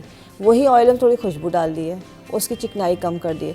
सिंपल, बहुत सिंपल आसान तरीका बताऊँ, नहाने की जो बाल्टी होती है, मोस्टली लोग बकेट पानी भर के नहाते गरम हैं। से तो उसी में ही उसमें सिर्फ आपने बादाम का तेल या विटामिन ई ऑयल, बादाम का तेल सिर्फ ½ टीस्पून डालना है, बहुत ज़्यादा नहीं डालना। बड़ी बाल्टी के अंदर ½ टीस्पून आपने बादाम का तेल डाल दिया। सही। दूसरी चीज़, जो आपका शलजम, इस मौसम में शलजम बहुत होता है, एक छोटा टुकड़ा थोड़ा सा क्रश करके वो शलजम डालते हैं, बाल्टी में डाल दें? बाल्टी में डालते हैं। सही। या उबाला आप शलजम की सब्ज़ी बनाए तो वो जो शलजम उबला हुआ उसको मैश करके आपने बाल्टी में डाल दिया। आपके स्किन पे कोई ड्राइनेस नहीं आएगी, आपके स्किन पे कोई फ्लेकीनेस नहीं आएगी। उसके बाद जब आप नहा लेते हैं, डैम्पन जब बॉडी होती है, सीली बॉडी होती है, ग्लिसरीन रखें, वो लेके पूरी बॉडी पे लगाएं और टॉवल से साफ़ कर दें। 24 घंटे के लिए आप टेंशन फ्री हो जाएं। जब दूसरा बात लेंगे तभी आपको नीड होगी बॉडी पे कुछ लगाने की, सही। तो कुछ करने की ज़रूरत ही नहीं। अच्छा, एक ग्लिसरीन का भी कहते थे कि इतनी ज़्यादा तेज़ सर्दी में जो ना वो लेमन और वो मिला के रख लें आप, वो लेमन, यस। है ना, वो क्या क्या होता है उसमें, क्या क्या उसमें मिला देखिए, सकते हैं और वो कितना इफेक्टिव है? वो तो शायद हम बड़े ही उसके साथ हुए। मुझे तो आज भी याद है कि मतलब मैं क्या, शायद उस ज़माने के हर घर में होता था नींबू, ग्लिसरीन, रोज़ वाटर, अर्के गुलाब, ये 3 चीज़ों का मिक्सचर बनता था। हमने जब से आँख खोली हमारे घरों में मौजूद हमने देखा। अब बच्चे उसको हाथ नहीं लगाते, सही बात। लेकिन आज भी वो बहुत इफ़ेक्टिव है। आपने उसमें ग्लिसरीन ली है, आप तकरीबन ½ कप ग्लिसरीन ले लें, ½ कप आप रोज़ वाटर डालें, प्योर रोज़ वाटर लें जो पंसारी की दुकान पे होता है, सिंथेटिक रोज़ वाटर नहीं लीजिए। उसके अंदर 1 लेमन जूस, अगर स्किन सेंसिटिव नहीं है तो तकरीबन उतना ही लेमन जूस डाला, आपकी बॉटल तैयार हो गई। उसको मिक्स करके बॉटल फ्रिज वो अपना वॉशरूम में रख दीजिए। नहाने के बाद पूरी बॉडी पे लगा लें, रात सोने से पहले आप पूरी बॉडी पे लगा लें। जितने मसले आज स्किन के आ रहे उस वक्त नहीं थे। क्यों नहीं थे? कि वो बहुत सारे प्रैक्टिकल पे नहीं जा रहे थे, बहुत सारे एक्सपेरिमेंट्स नहीं कर रहे थे, बहुत सादी सी चीज़ इस्तेमाल करते थे वो, और एक चीज़ हर मसले का हल थी। तो अभी भी आप लगा सकते हैं। अच्छा, अभी ये क्या होता है कि होंठ बहुत ज़्यादा फटने लगते हैं, खासतौर पे बच्चों के भी ना, और बच्चे, मेरे तो जो बेटा है ना, उसको अगर मैं वैसलीन लगाने के लिए वो रखूँ, इतना चिढ़ते हैं कि वो क्यों आप लगा रही हैं। अब वो अगर उनको मॉइस्चराइज ना करो प्रॉपर तो वो फटते भी हैं। बिल्कुल ऐसे। तो इनके लिए क्या कोई रेमेडीज़ वगैरह हैं? क्योंकि देखिए, पहली चीज़ ज़ाहिर सी बात है, लिप्स वैसे भी ड्राई होते हैं। आपका जैसे आप बार बार आप ड्राइनेस आ रही है, पानी कम पी रहे हैं, उसमें पहली चीज़ आप कोई भी पेट्रोलियम जेली, कोई भी बाम लगा सकते हैं। बट इन सबसे ज़्यादा अच्छा है आप देसी मक्खन या देसी घी लगाएं। अच्छा, घर में होता है, चलते फिरते आप लगा लें, आपको किसी चीज़ की ज़रूरत नहीं रहेगी। दिन में 2 से 3 बार लगा लें, आप बाहर नहीं लगा रहे, लेकिन आप चलते फिरते जैसे आप कोई बाम लगा रहे हैं उस तरह आप सिर्फ देसी घी या मक्खन लगाना शुरू कर दें। लेकिन घर के जो अपने देसी मक्खन होते हैं, बहुत जल्दी आराम आता है। चैप जो लिप्स हो जाते हैं उसका आसान हल, एक तो ये आप लगाना शुरू करें, स्किन को नहीं नोचें। थोड़ा सा बाम लेके, कोई सा भी, या पेट्रोलियम जेली या वैसलीन लेके शुगर उसमें ऐड कर लें, या कोकोनट ऑयल लेके उसमें शुगर ऐड करके गाढ़ा सा बना, उसको लगा के हल्का सा छोड़े, लगा स्क्रबिंग टाइप भी हो जाए। करें। वो आप हफ्ते में 3 बार ज़रूर करें अगर बहुत ज़्यादा ड्राई होते हैं। 1 से 2 दफ़ा की प्रैक्टिस से आपका जो लिप्स हैं वो ड्राई ज़रूर होंगे, फटेंगे नहीं, और स्किन आपकी स्मूथ होना शुरू हो जाएगी।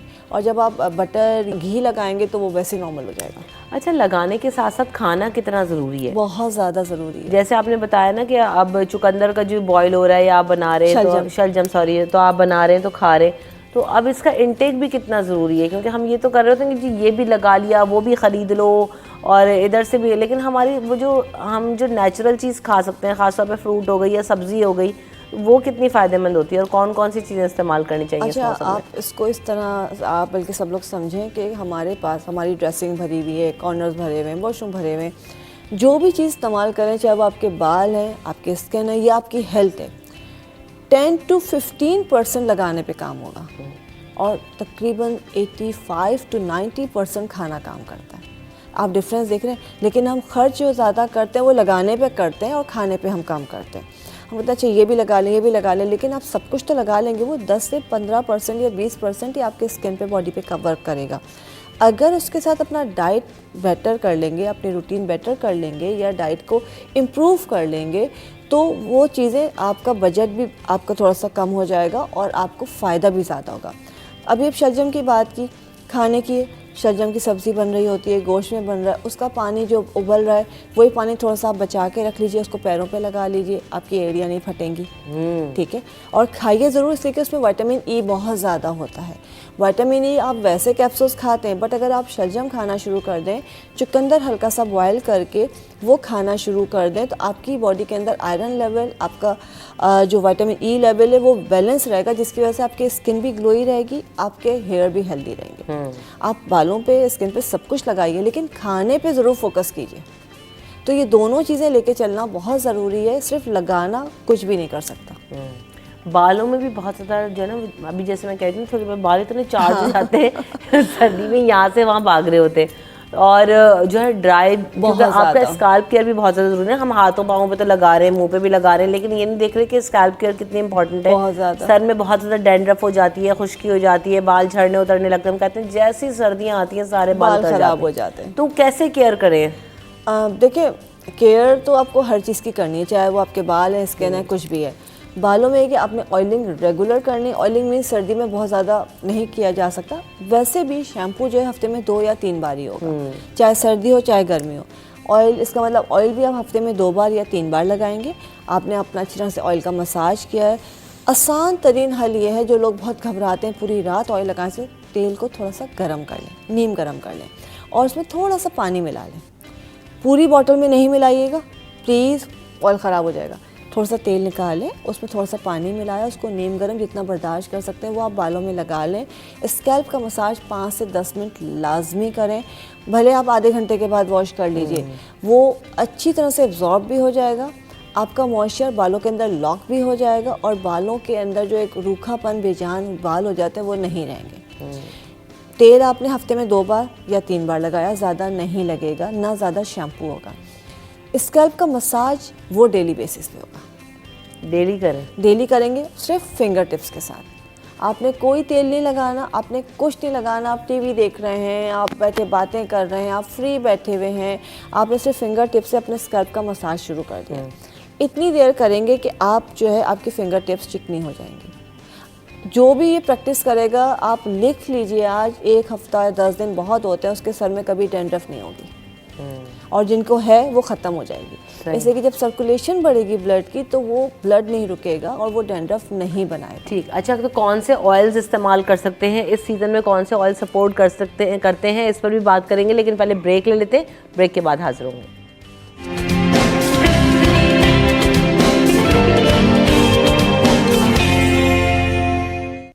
Welcome back in city at 10। तो हम बात कर रहे हैं जनाब आपकी जो स्किन रिलेटेड इश्यूज़ हैं उनके हवाले से, क्योंकि सर्दियों में बहुत ज़्यादा ड्राइनेस बढ़ जाती है। और जाने से पहले जिस तरह उम्र राहिल से भी बात मैं कर रही थी कि स्कैल्प केयर को हम भूल जाते हैं। हाथों पे तो मॉइस्चराइज़ कर रहे हैं, मुंह पे कर रहे हैं, वैसी चीज़ों का ख्याल कर रहे हैं जो, लेकिन हमारे बालों की हिफाजत के लिए स्कैल्प को हाइड्रेट करना या उसको मॉइस्चराइज करना कितना इंपॉर्टेंट है, इस हवाले से बात करेंगे। हमारे साथ डॉक्टर समरा अहमद भी मौजूद है, आप डर्मेटोलॉजिस्ट हैं। वेलकम टू द शो समरा, कैसी हैं आप? अस्सलाम वालेकुम। वालेकुम अस्सलाम, आई एम वेल, आप कैसी हैं? अल्हम्दुलिल्लाह बिल्कुल ठीक ठाक। तो सबसे पहले जब यहीं से कंटिन्यू कर लेते हैं कि जो मेराहिल ने भी कहा कि ऑयलिंग बहुत ज़्यादा ज़रूरी है आप स्कैल्प की केयर के लिए, ताकि आपके सर में ड्राइनेस ना हो। कुछ लोगों को बहुत ज़्यादा खुश्की होती है, डैंड्रफ होती है, और वो इस सीज़न में बहुत बढ़ जाती है, इतनी कि वो जो है ना कॉम करें या हाथ भी फेरें तो बालों से गिर रही होती है। तो क्या उसके लिए कोई बीमारी होती है या कैसे जो है ना वो उसको क्योर करें? एक्चुअली कुछ लोगों को एक कंडीशन होती है जिसे हम कहते हैं सेबोरिक डर्मेटाइटिस। सही। तो वो कंडीशन ये सर्दियों के वेदर में एग्रेवेट कर जाती है। सो इसके लिए डिफरेंट हम लोग ट्रीटमेंट्स देते हैं, सॉल्यूशंस आते हैं, क्रीम्स आती हैं, ऑइंटमेंट्स आते हैं, लोशंस आते हैं एंड डिफरेंट शैम्पूज प्रिस्क्राइब करते हैं जिनमें इंग्रेडिएंट्स होते हैं डिफरेंट कॉम्बिनेशन में, लाइक सैलिसिलिक होता है, कोलतार होता है। सो उससे वो डैंड्रफ जो है वो एक्सफोलिएट कर जाती है। प्लस आपको ऑयलिंग करना बहुत इंपॉर्टेंट, जैसे कि इन्होंने कहा कि ऑयलिंग करना बहुत इंपॉर्टेंट है। सो आप बिल्कुल ऑयलिंग करें, बट मैं ये कहूँगी, एडवाइस करूँगी कि ऑयल को बहुत देर तक सर में रखना इज़ नॉट हेल्दी। आप 1 to 2 आवर्स के लिए अप्लाई करके उसको वॉश कर लो। अच्छा, ये जो प्रैक्टिस है रात को लगा रहे हैं, सुबह धो रहे हैं, गलत है? नहीं जी, करें? It's not okay, I think. सही। यस। इससे क्या होता है? मैं ये कहूँगी कि देखें, ये जो सेबोरिक डर्मेटाइटिस होती है, ये डैंड्रफ जो होती है एक्सेसिव ऑयल ही होता है बेसिकली। हमारी जो सेबेशियस ग्लैंड्स होते हैं ये हमारे फेस में एक्नी की फॉर्म में इरप्शन होती है और फेस में डैंड्रफ की फॉर्म में, फ्लेक्स की फॉर्म में इरप्शन होती है। तो आप मज़ीद उसको ऑयल लगा के और फिर उसको प्रोलॉन्ग टाइम के लिए लगाएंगे तो ये कंडीशन वर्सन हो जाती है। सही। तो ऑयल्स आप यूज करें, ऑयल जो है वो कौन सा इस्तेमाल करें, ये भी एक सवाल है कि बिल्कुल, ये क्या आपने दैट्स करना वेरी चाहिए? इम्पॉर्टेंट कि ऑयल हमारे पास मुख्तलिफ कॉम्बिनेशन में हम लोग डर्मेटोलॉजिस्ट प्रिस्क्राइब कर रहे होते हैं, डिफरेंट हर्बलिस्ट भी एडवाइस कर रहे होते हैं। उसमें सैलिसिलिक एसिड होता है और डिफरेंट एक्सफोलिएटिंग एजेंट्स होते हैं, जिससे डेंड्रफ जो है एक्सफोलिएट कर जाती है। सो हम टिपिकल ख़ास किस्म के ऑयल्स प्रिस्क्राइब कर रहे होते हैं, तो आप लोग ऑब्वियसली कंसल्ट करें, खुद से ट्रीट ना करें अपनी इस कंडीशन। अब जैसे हमारे रीजन में सरसों का तेल मिल रहा है और खोपरे का तेल है, ऑलिव ऑयल है, कौन सा इस वेदर के हिसाब से सूट करता अच्छा देखो, अभी जैसे समरा ने कहा वही वाली बात है कि कंडीशन क्या है। शुरू में ये बात होती है कि आपको ख़ुद को समझना बहुत ज़रूरी है। अगर आपको समझ में नहीं आ रहा तो आप ज़रूर कंसल्ट करें। हर चीज़ हर किसी के लिए नहीं है। मैं आपसे कहूँगी जी आपके लिए सरसों का तेल बहुत अच्छा है और आपके लिए जो जैतून का तेल बहुत अच्छा है, आप पूरा ख़ानदान लगाना शुरू कर दे तो हो सकता है किसी के स्कैल्प का कोई और इशू हो, किसी के स्किन पे कोई और प्रॉब्लम हो, किसी को उससे एलर्जी हो। अगर कोई इशू नहीं है तो आप सब कुछ लगा सकते हैं, कोई मसला नहीं है। आप रात भर भी लगा के वॉश कर लेते हैं। रात को लगाने को क्यों मना किया जाता है, उसकी वजह क्या है कि हम जो बात यहाँ पे बैठ के कर रहे हैं, बहुत सारे लोग सुन रहे हैं, देख रहे हैं, हमारी बात पूरी पहुँचती ही नहीं है, मतलब पूरी समझी ही नहीं जाती। वो रात जो है वो 2 रातें भी हो जाती हैं, वो कभी कभी एक हफ्ता भी हो जाता है, फिर वो आपके लिए नुकसानदेह होता है। उसको बहुत ज़्यादा अरसे के लिए लगाएंगे, आपके पोर्स जो है क्लॉग हो जाएंगे। जैसे आपको कंडीशन बताई कि अगर ऑयल की वजह से, सेबम की वजह से, तो वो वर्स हो जाएगी, ख़राब हो जाएगी, आपकी कंडीशन ख़राब होना शुरू हो जाएगी। सिर्फ ड्राइनेस है, स्कैल्प का मसाज बहुत ज़रूरी है। सरसों का तेल बेस्ट है किसी भी कंडीशन के अंदर। मैं मतलब किसी को भी चैलेंज कर सकती हूँ, किसी भी तरह से बेस्ट है, बट लगाने का तरीका आना चाहिए और अपनी कंडीशन को समझना चाहिए। अगर आपके स्कैल्प बहुत ऑयली है, कोई प्रॉब्लम है, तो अपने डॉक्टर से कंसल्ट कीजिए, उसका टाइम पूछिए कि मैं पूरी रात लगा सकता हूँ, लगा सकती हूँ। और पूरी रात का मतलब सिर्फ रात 4 से 5 घंटे, 6 घंटे होता है। वो जो रात है वो 24 घंटे पे नहीं जानी चाहिए, इसलिए कि वो फिर नुकसान दे। तभी हम कहते हैं थोड़ा सा नीम गर्म कर लें और 2 घंटे के लिए लगा लें, तो उसको वॉश कर लें। तो क्या अगर भूल जाएं, पानी नहीं आ रहा, गैस नहीं है, गीज़र नहीं चल रहा, सुस्ती आ गई, तो वो आपका जो तेल है फ़ायदे के बजाय नुकसान पहुंचाएगा। बस ये आपने थोड़ा सा कुछ चीज़ों की एहतियात यहाँ पे आप लोग जो बता रहे हैं चीज़ें, उनको अवेयर करें, लेकिन उसको एज इट इज़ फॉलो करें या थोड़ा उस किसी से कंसल्ट करके फॉलो करें। सरसों का तेल बेस्ट है। सेकेंड नंबर पर जैतून का तेल बहुत अच्छा है। कोकोनट ऑयल बेस्ट है अगर सूट करता है, बट कराची वालों के लिए स्किन के लिए भी जैसे हाथों पाँव में लगाने के लिए यूज कर सकते हैं। कौन सा oil? Coconut oil use skin करें। के लिए coconut oil, almond oil, jojoba oil best है ये। अगर एक्जिमा है, बहुत ज़्यादा स्किन ख़राब है, कोई ऐसी कंडीशन है, तो फिर वो कंडीशन के देखते हुए वो फिर हम सरसों का तेल सजेस्ट करते हैं। बट एक नॉर्मल हाइड्रेशन के लिए, मॉइस्चराइजिंग के लिए कोकोनट हो गया, आलमंड हो गया, जोजोबा ऑयल हो गया, ये बेस्ट है। इनको मिला के भी आप बना के लगा सकते हैं। बट यहाँ पर सबसे इम्पॉर्टेंट, यकीनन डॉक्टर समरा भी उसको सेकेंड करेंगी, कि जब भी आप कोई चीज़ लगाते हैं, स्पेशली मॉइस्चराइज़र या ऑयल लगाया बहुत जल्दी में हम लोग और चल दिए, ऐसा नहीं होता है। उसको मॉइस्चराइज़र हो, आपका ऑयल हो, उसको आपने लगा के एब्जॉर्ब करना है, ताकि जो उसकी बेसिक जो रिक्वायरमेंट है बॉडी की, वो अंदर तक जाके आपके सेल्स को हाइड्रेट आप करे, आपके स्किन को आपको अंदर पेनिट्रेशन हो जाए। सिर्फ ऊपर की लेयर पे अगर लगेगा तो पोर्स क्लॉग हो जाएंगे और वो आपके लिए नुकसान देगा। उसको एब्जॉर्ब करना बहुत ज़रूरी है। सही। स्किन से रिलेटेड जो है वो ज़्यादातर कौन सी कंप्लेंट्स आ रही होती हैं इस विंटर सीजन में? विंटर सीजन में यूजुअली ड्राइनेस बहुत कॉमन है, तो उसके लिए इम्पॉर्टेंट है कि आप अच्छा सा हाइड्रेट करें स्किन को। जैसे अच्छे मॉइस्चराइज़र जिसमें डिफरेंट इंग्रेडिएंट्स होते हैं, लाइक हाइलुरोनिक एसिड है, सेरामाइड्स हैं, आपके पास एंटीऑक्सीडेंट्स हैं। सो ये एक अच्छे सा कॉम्बिनेशन वाला मॉइस्चराइज़र लें। और ये नहीं है कि 1-2 दफ़ा आपने मॉइस्चराइज़र लगा लिया, अब दिन में 4 to 5 टाइम्स जितना आप अप्लाई करेंगे अच्छा है आपकी स्किन के लिए इस विंटर सीजन में। प्लस सन प्रोटेक्शन फैक्टर एक अच्छा लेके आप सन स्क्रीन ज़रूर यूज़ करें। सन स्क्रीन का इंतखाब करना कैसे जो है ना वो चाहिए? देखो, जो हमारा वेदर है उसमें हम यूजुअली 50+ वाला सन स्क्रीन एडवाइस करते हैं, क्योंकि यहाँ पे काफ़ी इंटेंस होता है। सो आप ये नहीं है कि सर्दियाँ हैं तो हमें सन स्क्रीन की नीड नहीं है। We should apply sunscreen as well. और डाइट बहुत अच्छी लेना बहुत इंपॉर्टेंट है। डाइट का बहुत इंपॉर्टेंट रोल होता है। पानी ज़्यादा पिएं, स्किन को हाइड्रेट रखें। Good life style is very important of बिल्कुल कोर्स। ऐसे ही आप ये देखें ना, बहुत सारी चीजें आप लगा रहे हैं, लगाए जा रहे हैं, लेकिन अगर आपकी नींद प्रॉपर नहीं है यस तो देखें आपकी आंखों के नीचे कितने हल्के पड़ जाते हैं, वो लाइंस आ जाती हैं आपके ऐसे- सही सोने ना बिल्कुल के ना सही, सोने के। agree, ऐसा I आप कहेंगे मैं लगाती रहूं और जी मुझे फर्क ही नहीं पड़ रहा, तो बिल्कुल। ऐसा नहीं हो सकता। आप वॉक नहीं कर रहे, आप पानी नहीं पीते, आप जो है वो टाइम से सोना उठना नहीं करते, खाना वक्त पे नहीं खाते। एक्सरसाइज, सही टाइम पे सोना, अच्छी डाइट लेना, पॉजिटिव सोचना, ये सब भी बहुत सबसे इम्पोर्टेंट important चीज़ें हैं। अब So, आप इन ये सब देख रहे चीज़ों हैं कि डॉक्टर आपको, एक डर्मेटोलॉजिस्ट बैठ के आपको ये बातें बोल रही है, वो ये नहीं कह रही कि आप ये दवा खाना शुरू कर दें, ये लगाना शुरू कर दें। दवा दारू का तो बाद में मामला आता है, पहले आप अपना हाल तो रखना शुरू Exactly. करें। अच्छा, एक और इशू ये है इस मौसम में सबसे ज्यादा कि वो एड़ियां बहुत फटती हैं लोगों की ना, क्रैकी, और इतनी तक लोगों को कुछ Blood आता सीवियर है। हो जाता है कि वो खून भी आ जाता है उनमें। ऐसे ही है। तो उसका तहफ़्फ़ुज़ कैसे मुमकिन है? समझा देखो, सबसे अच्छा ये है कि हमारे पास एक पेट्रोलियम जेली होती है। हाँ। हम बहुत महंगी क्रीम्स और उनकी तरफ ना जाएं, हम पेट्रोलियम जेली भी लगाना शुरू कर दें और अच्छी डाइट लेना शुरू कर दें, ज़रा ऐसी ग़िज़ा जो आपकी स्किन को हाइड्रेट करे।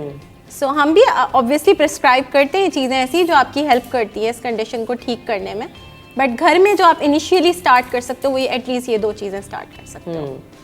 आपके पास क्या जो है इसके लिए? बिल्कुल, देखिए वही वाली बात है कि वो ड्राइनेस हो रही है और उसमें मल्टीविटामिन का इंटेक बहुत इंपॉर्टेंट है। आपकी बॉडी डाइट अच्छी नहीं है, ज़ाहिर सी बात है, तभी आपकी बॉडी के अंदर विटामिन्स की, न्यूट्रिएंट्स की कमी हो रही है, तो आपकी स्किन प्रॉपर वर्क नहीं कर रही है, एड़ियाँ फट रही हैं, ड्राइनेस हो रही है, कारपेट पे नंगे पैर नहीं चलना चाहिए। आपने कोई भी बाम, क्रीम, बटर कुछ भी लगा सकते हैं, कुछ भी नहीं है। Moisturize करें। मॉइस्चराइज करना कुछ भी नहीं है। तेल तो घर में होता है, पेट्रोलियम जेली, वैसलीन हर घर में मौजूद होती है। सिंपल आप एक छोटा सा जो कैंडल होती है, जो भी अपनी आम सी मोम होती है, या 20 वैक्स ले लीजिए, 1 चमचा आप पेट्रोलियम जेली लीजिए, वैसलीन लीजिए, उसको आपने किसी पैन में डालना है, उसमें आपने हाफ कैंडल या 1 स्पून के करीब कैंडल मतलब 20 वैक्स या कैंडल वैक्स डाल दिया है, उसमें 5 से 6 कैप्सूल्स विटामिन ई ऑयल के डाल दिए, और शलजम, मैं इसको बार बार कहती हूँ कि सर्दियों में बेस्ट अल्लाह का तोहफ़ा है ये, उसको उबाल के इतना कि बिल्कुल मैश करके और वो 1 स्पून ऐड कर दिए, तमाम चीज़ों को मिक्स कीजिए, अच्छा सा आपका बाम बन जाएगा। इसको लगाइए रात को, थिक लेयर लगाइए, कॉटन सॉक्स वेयर कर लें, कुछ नहीं तो शीट जो है या अपना क्लिंग शीट जो है वो लपेट लीजिए या सॉक्स पहन लीजिए। 1 से 2 दिन लगाएंगे, वो इंशाल्लाह नॉर्मल होना शुरू हो ये जाएगा। बहुत इंपॉर्टेंट उन्होंने बात की, मैं मिस कर रही थी। हम cotton, pure cotton socks, pure cotton के कपड़े पहनना स्टार्ट कर दें, क्योंकि जो मिक्सचर वाले कपड़े होते हैं वो भी एग्रवेट करते हैं इन कंडीशंस को। Plus Luke warm water use करें, एक्सट्रीम हॉट जो वाटर होता है वो भी स्किन के लिए हार्मफुल होता है। अच्छा, ये भी कहते हैं ना कि बहुत तेज गर्म पानी से सर नहीं धोना चाहिए। कोई बॉडी भी नहीं धोनी चाहिए, सो Body भी नहीं Dhoni. Luke warm water use करें, ना एक्सट्रीम कोल्ड होना चाहिए ना extreme hot, it's like Luke warm water आपको यूज़ करना चाहिए। ड्राइनेस बढ़ जाती है, बढ़ आपकी जाती स्किन है, आपकी स्किन बैरियर जो है वो बिल्कुल डिस्टर्ब हो जाता है। रंगत बहुत खराब हो जाती है इस मौसम में। वजह वही है, डिहाइड्रेशन ऑफ योर स्किन। लोग देख रहे होते हैं ना कि स्केली सा रेड रेड काला काला बच्चों के मुंह पे, Dryness की वजह से। बड़ों के Dryness- मुंह पे, हालांकि मॉइस्चराइज भी कर रहे हैं लेकिन स्टिल वही है। वही है, मॉइस्चराइज आप वैसे नहीं कर रहे जितना उसकी रिक्वायरमेंट है। और वही जैसे इन्होंने डाइट बोला, अब शलजम एक तोहफा है, डिफरेंट है। हमारे अल्लाह ताला ने बहुत सारी चीज़ें रखी हुई हैं हमारी सब्जियों में, फ्रूट्स में। मल्टी वाइटामिन्स लेने की भी एडिशनली इतनी नीड नहीं होती अगर हम प्रॉपर डाइट, अपनी बैलेंस डाइट अपनी मेंटेन करें, और जो सबसे कि हम नहीं कर रहे हैं। बिल्कुल, और सबसे बड़ा dry fruits, dry fruits very, हम इट्स अ उसको गिफ्ट। इतना शो- उसमें मतलब- ऑयल है, उसमें बिल्कुल। nutrients है। और ये नहीं कि लोग कहते हैं बहुत महंगे हैं, हम ये नहीं कह रहे कि 5 किलो एक दफ़ा में खा लेना है। Exactly. ठीक है, आपने हैंडफुल खाना, उसमें सब चीज़ें, 2 से 4 अखरोट आ गए, 3 से 4 बादाम आ गए, किशमिश, रेजिन बच्चों के लिए बहुत अच्छा है, आयरन सोर्स है। आपने कोई ना कोई उसमें जरशक आ गया, डिफरेंट चीज़ें, बस थोड़ी बहुत चलते फिरते आप खा लेंगे तो आपको बहुत सारी चीज़ों की नीड रहेगी ही नहीं। हम जो मल्टीविटामिन इतने ख़रीदते हैं, सिर्फ उसकी जगह हम ड्राई फ्रूट्स लेके रख लें और बच्चों को खिलाना शुरू करें। अच्छा हाँ, ये कहेंगे कि अब डॉक्टर समरा बैठी हैं, लेकिन हम ये कह देंगे कि अच्छा ये प्रॉब्लम हो गई, मुझे डॉक्टर के पास जाना चाहिए, वो जितनी भी महंगी दवा लिख देगा वो कैप्सूल का जो डब्बा लेकर आ जाएंगे, लेकिन वो भी 5-5, 6 हज़ार रुपए के कैप्सूल्स आते ऐसे ही हैं। है। तो आप उसके बजाय बादाम, अखरोट और पिस्ते खरीद के खा लें तो आप वो बेहतर इनिशियली होगा। स्टार्ट करो। कुछ कंडीशंस ऐसी स्किन कंडीशंस होती हैं जिसमें कंसल्टेशन रिक्वायर्ड होती है, जैसे किसी को डर्मेटाइटिस हो रहा है, उसकी सोराइसिस की कंडीशन है, एक्जिमा है, कोई इन्फेक्टेड एक्जिमा है, उसमें आपको जाना है ऑब्वियसली डर्मेटोलॉजिस्ट के पास, वो ट्रीट करेगा। बट ये जो एक नॉर्मल सी ड्राइनेस है उसके लिए तो obviously you can start it from your diet को देखना ज़रूरी है। देखो हमारे पास भी आ रहा था, हम उसको बादाम पिस्ते नहीं खिला रहे, हम भी मेडिसिन ही प्रिस्क्राइब कर रहे हैं ना। बट ये कि पहली चीज़ वही है कि आप बिल्कुल डॉक्टर से किसी से भी कंसल्ट कीजिए अपने प्रॉब्लम के सोल्यूशन के लिए। लेकिन अच्छा, एक और हमें जो प्रॉब्लम का सोल्यूशन चाहिए वो ये चाहिए कि जी फौरी तौर पे हो जाए, आज लगाया कल हो जाए। आप जो भी चीज़ बताएंगी, रेमेडी बताएंगी, वो भी कल हो जाए। उन्होंने कोई दवा देनी, वो मुझे कल सही नहीं हो रहा, मैं एक लोशन भी स्टोर से, ड्रग स्टोर से खरीद, यार ये तो काम ही नहीं कर रहा, मैं तो हाथ 2 दिन हो गए बिल्कुल कुछ नहीं किया, लगाई जा रही हूँ। तो ऐसा ये जो पेशेंस है वो आपको कितना अपने स्किन के साथ और बॉडी के साथ रखना ज़रूरी है? ये बहुत इंपॉर्टेंट होता है। इसमें मैं बोलती हूँ कि फॉलोअप्स होते हैं हर कंडीशन में। किसी कंडीशन में हम 2 वीक्स पे फॉलोअप कर रहे होते हैं, किसी में 4 वीक्स पे। तो वो जो टाइम होता है ना, वो दवाई भी लगाने में और उसके असर करने में एक वो टाइम लेती है। It's not a magic actually. तो हमारे यहाँ ये थोड़ा सा है मिस कॉन्सेप्ट के 2 दिन में हमने लगाए तो ठीक हो जाए। बिल्कुल जल्दबाजी का जो एक हमारा है, और जैसे आपने बताया ना मॉइस्चराइजर भी लगा दो, भाग गया बस लगा के, बड़ा उसको जल्दी से बैठ के वो नहीं किया। एक तो टाइम भी नहीं है ना मेरा हर किसी के पास कि वो कैसे जो नहीं, है सारी मैं चीज़ों इस को बात manage को करें। बिल्कुल भी नहीं मानूंगी। टाइम बहुत है, टाइम बहुत है, टाइम मैनेजमेंट नहीं है। मैनेजमेंट ठीक है, हम रोड पे अल्लाह ना करे एक्सीडेंट होता है, दुनिया खड़ी होती है, 4-4 घंटे लगा देगी, खड़े होके देखते रहेंगे। I agree. ठीक है, इस तरह की बेतहाशा चीज़ें, फालतू चीज़ों में स्क्रॉलिंग, बेतहाशा टाइम है, मैनेजमेंट नहीं है। और अब ये लेजीनेस है, हमारे लिए टाइम नहीं है। बच्चों को देखना है, शौहर को देखना है, ससुराल को देखना है, घर को देखना है, हमारे पास तो टाइम ही नहीं है। पूरा दिन बैठ के वो ड्रामा, टीवी सब कुछ चल रहा होता है। टाइम मैनेजमेंट बहुत इंपॉर्टेंट है। और अगर आप अपने आप से प्यार नहीं करते, आप किसी से प्यार नहीं कर सकते। बिल्कुल। सबसे पहले आपने अपना ख्याल रखना है। मैं ये नहीं कह रही कि आप 6 घंटे शीशे के सामने बैठी रहें। सुबह उठ के आप ब्रश कर रहे हैं, मुँह हाथ धो रहे हैं, वो 2 मिनट की जगह वो 10 मिनट लगा लीजिए। और रात को ज़रूर, चाहे आंधी आए, तूफ़ान आए, क़यामत गुजर रही हो, आपने 10 मिनट अपने आप को देने हैं, ये सोच के कि आप अच्छी हैं, आप हेल्दी हैं, आप फ्रेश हैं, आप खूबसूरत हैं, आपका पूरा ख़ानदान अच्छा हो जाएगा। नाइट टाइम रूटीन क्या होना चाहिए? क्योंकि अब हम देखते हैं बड़ी महंगी महंगी क्रीम्स एंड प्रोडक्ट्स आ गई हैं जी, नाइट टाइम फलाना और फलानी केयर और ढिमाकी केयर, तो वो किस हद तक इफेक्टिव होती है?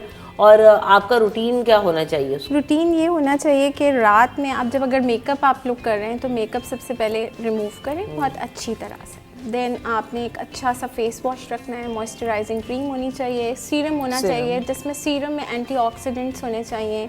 अगर आप 30 एंड अबव हैं तो वो एंटी एजिंग रेटिनॉल, आप विटामिन ए स्टार्ट करवा देते हैं पेशेंट्स को कि वो ऑब्वियसली एंटी एजिंग इफेक्ट्स देता है। सेरामाइड्स हैं, हाइलुरोनिक एसिड है जो आपकी स्किन को प्लम्पिंग इफेक्ट देता है, फाइन लाइंस और रिंकल्स को ख़त्म करता है। सो एक कॉम्बिनेशन ऑफ एक अच्छा सा सीरम होना चाहिए आपका नाइट का। इनफ है। अच्छा, यहाँ पे एक छोटी सी चीज़ ऐड करूँगी। हम कहते हैं कि बहुत सारी चीज़ें आ गई हैं, चीज़ें आई नहीं है, उसकी वजह यह है कि वही वाली बात है कि हम लोग कहते हैं टाइम नहीं है। तो वो उस ट्रैक पे लाने के लिए अगर कोई भी, मतलब सिर्फ लड़कियां, ख़वातीन नहीं, मर्दों को भी अपना ख्याल रखना चाहिए। तो वो कहते हैं ना कि टाइम नहीं है, क्या करें, तो वो एक सिस्टम बना दिया गया है, चीज़ें उनके लिए ईजी कर दिया है कि आपने वॉश करके, क्लेंजिंग करके, सिरम लगा के, ये लगा के फिर आपने सोना है। अब उनको अगर अच्छा ये पैक तो मुझे यूज़ करना है तभी मैं ठीक होंगी। अगर वो ये रूटीन किसी भी तरह से कर रहे होते तो उनको इन तमाम चीज़ों की नीड नहीं होती। अब वो क्रीम है, आपका क्लेंज़र है, आपका सीरम है, आपके डिफरेंट जो विटामिन या जो भी एप्लीकेशंस हैं और रूटीन केयर, वो अगर आप रूटीन में कर रहे हैं तो उसको आज के दौर में थोड़ा सा मॉडिफाई या कहना चाहिए कि एडवांस कर दिया, इजी कर दिया समझने के लिए।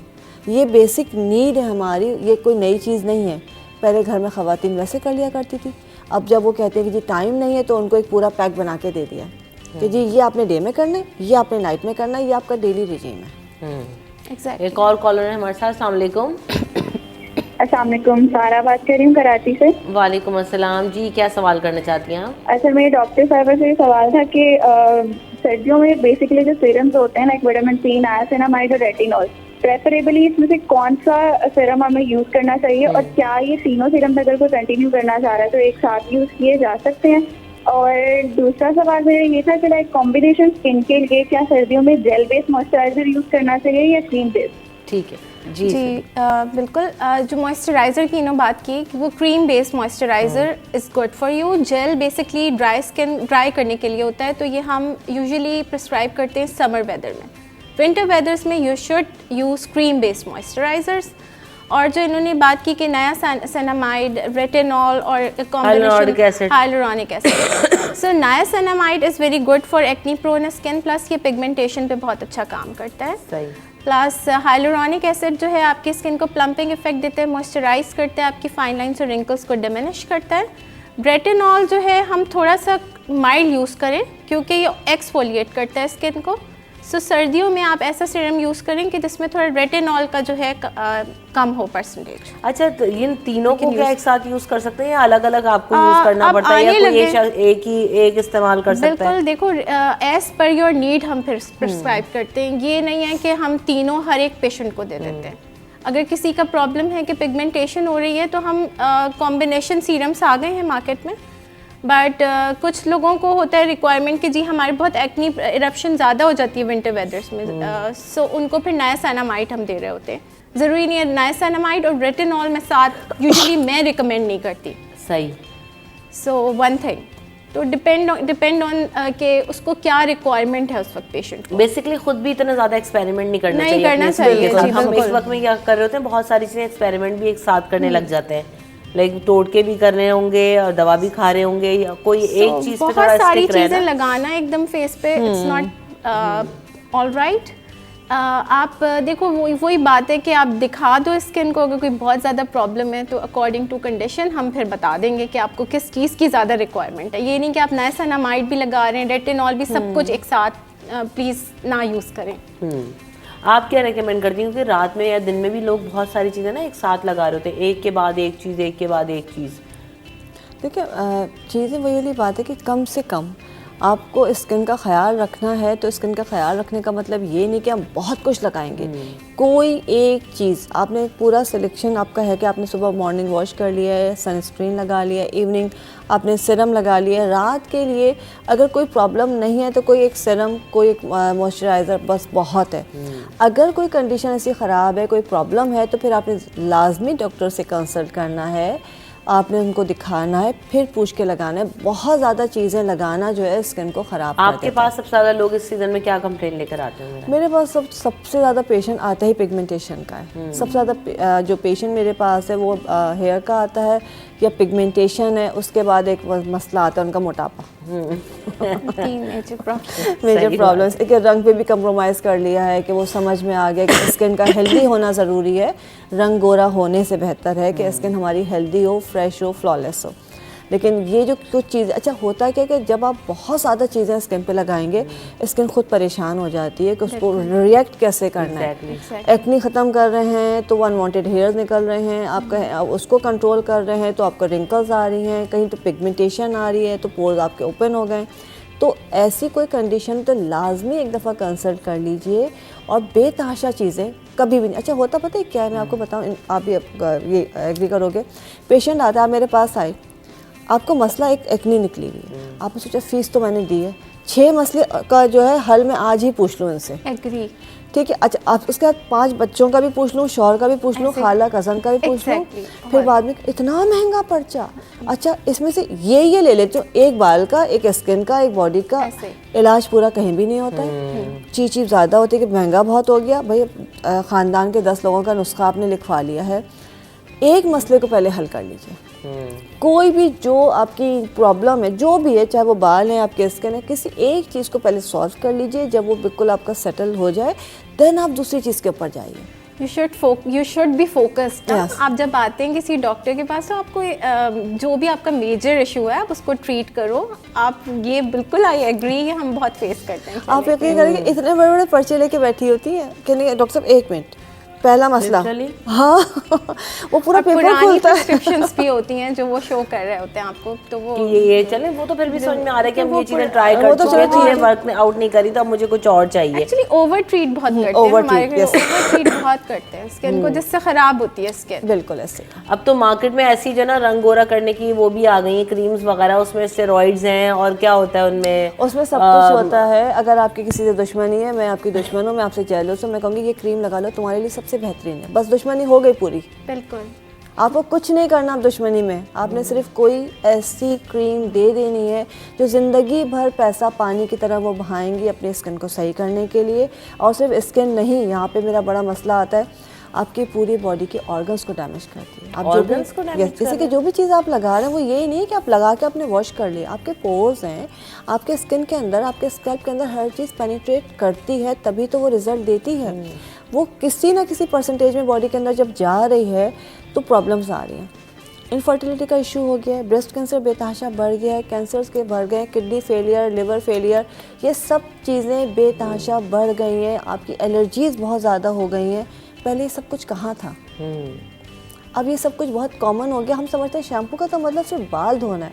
वो बाल नहीं वॉश कर रहा, बाल वॉश करने के साथ उसका जो केमिकल, जो भी चीज़ है वो आपकी बॉडी के अंदर जा रही है बहुत मिनिमम क्वांटिटी। अच्छा, हमने मॉइस्चराइजर्स की तो बात की कि मॉइस्चराइजर्स को चूज़ करते हुए किन चीज़ों का ख्याल रखें, जेल बेस कौन है, ऑयल बेस कौन है, वाटर बेस कौन है।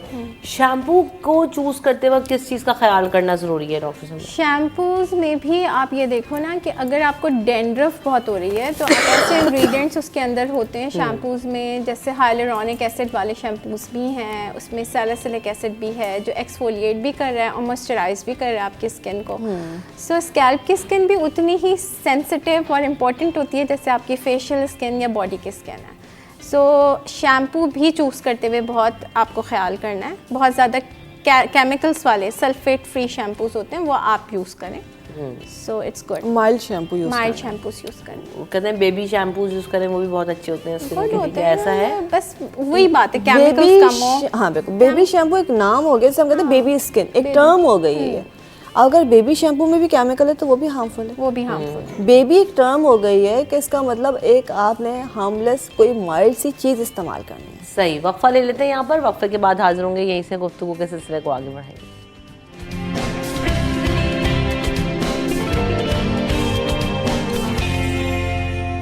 Welcome back. जाने से पहले जिस तरह से हम बात कर रहे थे कि स्किन केयर का ख्याल करना जो है ना वो बहुत ज़्यादा, स्किन केयर बहुत ज़्यादा ज़रूरी है और साथ साथ बालों की हिफाजत के लिए भी हमने बात की। लेकिन जैसे उम्र राहिल ने भी अभी बीच में गुफ्तगू जब बोल रही थी तो जिक्र किया था कि जी मर्दों को जो है ना वो भी अपना ख्याल रखना चाहिए। जैसे हम अभी अपने लिए तो ख़वातीन बात कर रही हैं, लेकिन उम्मन हमारे यहाँ प्रैक्टिस ये नहीं है कि मर्द जो है वो अपनी स्किन मॉइस्चराइज़ नहीं करते, हाथों पाँव पे मॉइस्चराइजर्स नहीं लगाते, जबकि उनका एक्सपोजर बाहर ज़्यादा है, हवा से, पानी से, धूप से, सन ब्लॉक का इस्तेमाल नहीं करते। उनके लिए कितना ज़रूरी है, तो मर्दों के लिए भी इस मौसम में अपना ख्याल करना कितना ज़रूरी है और कैसे कर सकते हैं? बिल्कुल, देखिए जैसे फीमेल्स की स्किन है मेल्स की, तो दे हैव टू ऑब्वियसली उनको भी केयर करनी है। लेकिन अब मैं जो कहते हैं वो हम तो रफ एंड टफ हमारा ख़राब नहीं, अब मैं जो नोटिस कर रही हूँ 2 साल 3 साल से मेल्स में भी बहुत अवेयरनेस आ गई है, वो भी ख्याल करते हैं अपना। और उसमें इनफैक्ट मेरे पास इस वक्त इक्वल है मेल एंड फीमेल पेशेंट्स।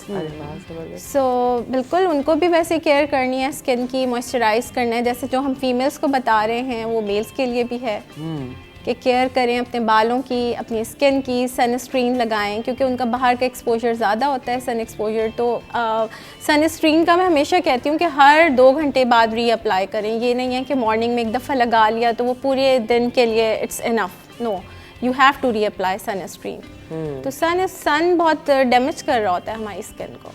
उमूमन हमें लग रहा होता है कि सनस्क्रीन जो है सिर्फ गर्मियों में इस्तेमाल करना है। नहीं, बिल्कुल हर दोनों वक्त वेदर बिल्कुल लाजमी लगाना चाहिए। यहाँ पे एक छोटी सी बात और ऐड करूँगी कि मर्दों को, मेल को अपना ख्याल रखना चाहिए, बट यहाँ पे थोड़ा सा एक मसला ये आ जाता है कि अगर वो रखना भी चाहते तो उनको कहा जाता है कि मर्दों को क्या ज़रूरत है। फिर उनको होता है कि अगर हम अपना ख्याल रखेंगे तो फैमिली के अंदर मतलब माँ है, बहन है, बीवी है, या अपने साथ के जो सराउंडिंग में जो फीमेल्स हैं वो उनको कहेंगी कि भाई ये मजाक उड़ाने वाली कैफियत है। ऐसा कुछ भी नहीं है। वो भी उनको अपना ख्याल ज़्यादा रखना चाहिए, इसलिए कि उनका एक्सपोजर ज़्यादा है। वो बाइक भी चला रहे हैं, ड्राइव भी कर रहे हैं, आउटडोर भी उनका ज़्यादा होता है, उनको स्ट्रेस लेवल भी ज़्यादा होता है। पूरे घर की जिम्मेदारी ऑब्वियसली औरत से ज़्यादा मर्द के ऊपर होती है, स्ट्रेस लेवल भी उनका ज़्यादा होता है, उसको बहुत ज़्यादा चीज़ें, तो उनको अपना ख्याल रखना चाहिए। उसका मतलब ये नहीं है कि वो सारे काम छोड़ के अपने स्किन केयर या हेयर केयर करें, बट ठीक है कुछ चीज़ें लाइक जैसे सनस्क्रीन हो गया है, नाइट सीरम हो गया है, नाइट क्रीम हो गई है, कोई अच्छा विटामिन है, ये ज़रूर है। बहुत ज़्यादा जो कंप्लेन आती है वो टी शर्ट पहनते हैं, ये 2 रंग के हाथ हो गए, ठीक है, बाइक्स पे घूमते हैं, हाथ खराब हो जाते हैं, फेस ये नेक का एरिया ये बहुत ख़राब हो गया है, स्किन ज़रा से ऑब्वियसली मर्द की स्किन थोड़ी सी हार्ड ज़्यादा होती है, उसको केयर की ज़रूरत ज़्यादा है। आप पूरा वक्त शीशे के सामने नहीं बैठे रहें, पूरा वक्त अपने ऊपर टाइम ना दें, लेकिन कुछ टाइम आपने लाजमी अपने ऊपर लगाना है कि आपका भी फ्रेश रहना बहुत ज़रूरी है। तो सिर्फ खाना ही, मर्द के लिए सिर्फ खाना ज़रूरी नहीं है, उसको भी वो तमाम चीज़ें चाहिए, चाहे वो शैम्पू हो, ऑयल है या सीरम्स हैं, मॉइस्चराइज़र्स हैं, बल्कि मॉइस्चराइज़र बहुत ज़्यादा ज़रूरी है मर्द के लिए। एक स्किन केयर रेजीम जो इम्पोर्टेंट होती है उसमें बहुत सारी चीज़ें और बहुत महंगी चीज़ें रखने की ज़रूरत नहीं है, लेकिन एक आपका अच्छा मॉइस्चराइज़र हो, आपके पास एक अच्छा फेस वॉश हो, नाइट सीरम बहुत इम्पोर्टेंट है, और एक से अपना अच्छा सनस्क्रीन। सनस्क्रीन हो, ये बस। 4 चीज़ें आप रख लें और ये आप उससे करते रहें, एक अच्छी नॉर्मल रूटीन में रखें तो इट्स गुड। सही। अभी हम ये देख रहे होते हैं कि हर सीज़न में, चाहे वो गर्मी हो चाहे वो सर्दी हो, सब चीज़ों को छोड़ के हमें गोरा होना है और स्किन को बेहतर करना है। स्किन टोन बेहतर करने में कोई बुराई नहीं है, ठीक है, आप स्किन नीट करें, टोन बेहतर करें, लेकिन उसके लिए बहुत सारी चीज़ें हम बात भी करते हैं कि क्रीम्स लगाना शुरू कर देते हैं और सेल्फ मेडिकेशन, अब तो दवाएं आ गई हैं, वो खाना शुरू कर देते हैं बगैर प्रिस्क्रिप्शन के, बगैर किसी से जांचे पूछे। वो किस हद तक खतरनाक आपके लिए ये कॉज एक कर बहुत सकता है। बड़ा डायलेमा है कि हमारे यहाँ ना ये रंग को गोरा करना कि ये क्या होता है। मैं तो कहती हूँ कि जो आपकी अल्लाह ताला ने कलर बनाया है वो आपके हिसाब से है और उसको आप फ्रेश करो, अपनी स्किन को फ्रेश करो। इवन स्किन टोन होनी चाहिए, ग्लो होना चाहिए स्किन पे, बट ये गोरा वाला concept I think it's not good. अच्छा देखिए, इसमें भी मैं कहूँगी कि कसूर हम औरतों का ही है। जब हम रिश्ते के लिए जब माँ जाती है तो उसकी पहली डिमांड क्या होती है? रंग गोरा चाहिए। वो बहुत सारी खूबियों को पसे-पुश डाल देंगे और कहेंगे कि ये रंग गोरा है तो तालीम पे भी कंप्रोमाइज़ हो जाएगा, वेट पे भी हो जाएगा और हज़ार चीज़ों पे भी हो जाएगा। और लड़की कितनी टैलेंटेड, कितनी अच्छी हो, सिर्फ उसका रंग थोड़ा सा, मतलब सिर्फ गंदुमी भी है तो वो जो माएँ होती हैं ना, उनको बहुत मसले आते हैं। लड़कों को मसले नहीं हैं, माँओं को बहुत मसले हैं। और मैं कहती हूँ कि जहाँ पे ये मसला खड़ा हो रहा है तो वहाँ पे आगे बात करनी ही नहीं चाहिए, ना कि आप अपनी बच्ची को कहना चाहिए कि परेशान कर दें, स्ट्रेस में डाल दें कि भाई तुम्हारा रंग, जेवर बेचती हैं ख़वातीन, पता नहीं क्या क्या करते हैं सिर्फ इंजेक्शन लगवाने के बच्ची का रंग गोरा हो जाए। रिश्ता करना है, रिश्ते के लिए तालीम ज़रूरी है, तरबियत ज़रूरी है, गोरा रंग ज़रूरी नहीं। बिल्कुल। और गोरा रंग से ज़्यादा अच्छा ये है कि स्किन का हेल्दी होना। देखिए, आपने गोरा रंग कर लिया, फार्मूला क्रीम लगा ली, इसलिए कि सस्ती है वो, आप 15 दिन में 10 दिन में गोरे भी हो गए और उसके बाद 10 साल तक आप उसका इलाज करते रहेंगे। उसके बाद क्या होगा? कितने केस हमारे पास मौजूद हैं जो सिर्फ इस बेस पे शादी ख़त्म हो गई कि जो केमिकल की वजह से स्किन ख़राब हो गई है। तो आपने स्किन केयर का ख्याल करना है, अपने स्किन केयर को देखना है। रंग गोरा करने के लिए अगर स्किन वक्त के साथ कलर ख़राब हो गया, देखिए बचपन में रंग अच्छा था, फैमिली में सबको चाहिए, या थोड़ा सा आप 19-20 कर सकते हैं, अच्छे विटामिन इस्तेमाल कर सकते हैं, अच्छी क्रीम्स इस्तेमाल कर, अच्छी क्रीम जो कि जादू नहीं करेंगी, आपको कम से कम भी 3 से 4 महीने इस्तेमाल करनी है। असल में सस्ते के चक्कर में ले लेते हैं ना, हर क्रीम उठा रहे हैं और काउंटर पे अवेलेबल है। जो बात करिए ना, उसमें स्टीरॉइड्स हैं। स्टीरॉइड्स आपके स्किन पे बाल आपके आने शुरू हो जाते हैं, हेयर ग्रोथ होती है, उससे रीबाउंड पिगमेंटेशन आती है, जो आप पूरी ज़िंदगी फिर आप सफ़र करते हैं, वो पिगमेंटेशन नहीं ट्रीट होती है। आप फिर महंगे महंगे लेज़र्स लेते हैं, ये लोग सब कुछ कर रहे होते हैं। सो ये फार्मूला क्रीम्स प्लीज़ मैं तो रिक्वेस्ट करूँगी कि ना यूज़ किया करें। और फिर ये कि रंग गोरा स्किन को बेहतर करना अच्छा, उसके लिए डिफरेंट प्रोसीजर्स भी हैं, ट्रीटमेंट्स हैं, लेज़र्स हैं, आपके फेशियल्स हैं, हाइड्रा, ये तमाम चीज़ें बहुत इजीली आप मतलब अफोर्ड भी कर सकते हैं और इनके रिजल्ट्स भी हैं। तो ग्रेजुअली जाएं, स्किन अच्छी है, सब कुछ अच्छा लगेगा। सही बात है। और बहुत सारी चीज़ें तो हमारी किचन से भी पूरी हो जाती हैं, जैसे आप लोग कह रहे हैं ना कि खाने पीने में भी आप अपना ख्याल करें, उन्हीं चीज़ों को लगा भी लें, तो आप उनसे ही देखें तो आपको एक बहुत नेचुरल सोर्स से बहुत कुछ मिल जाता है। थैंक यू सो मच मेराहिला for coming in the show. Thank you so much doctor Sabra for coming in the show. बहुत अच्छा रहा।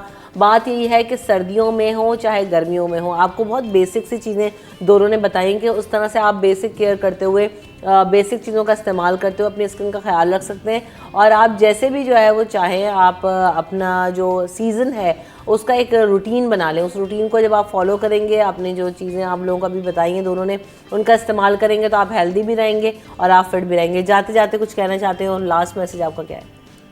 सिर्फ ये है कि खुश रहिए, खुश रहने दें, और जैसे आप बहुत प्यारे हैं, बस अपना ख्याल रखें, परेशान ना उसमें।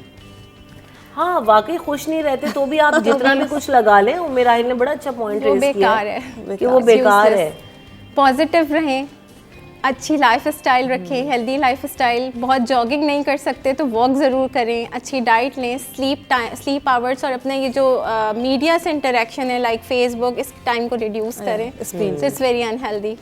बिल्कुल ऐसे स्क्रीन जो कहते हैं ना टाइम नहीं है, वो स्क्रीन टाइम कम Actually, yeah, करके this is the और problem. अपने जो पर्सनल जिंदगी है और अपनी हेल्थ है, अपनी स्किन है, अपनी ब्यूटी है, थोड़ा सा उसको टाइम दे ले रादर देन कि अच्छा हम देख सब कुछ रहे होंगे वो वीडियोस में कि ऐसे केयर करना है वैसे करना है, लेकिन केयर करने के लिए टाइम नहीं है, देखने के लिए वक्त है। तो प्रैक्टिकली अपनी चीज़ों को इम्प्लीमेंट करना शुरू कीजिए और अपना ख्याल रखें, अपनी स्किन का ख्याल रखें, अपने बालों का ख्याल रखें। ये मौसम थोड़ा सा ट्रिकी होता है, लेकिन अगर आप इसको अच्छे तरीके से हैंडल कर लें तो सब चीज़ें इन कंट्रोल हो जाती हैं। Thank you so much for coming in the show.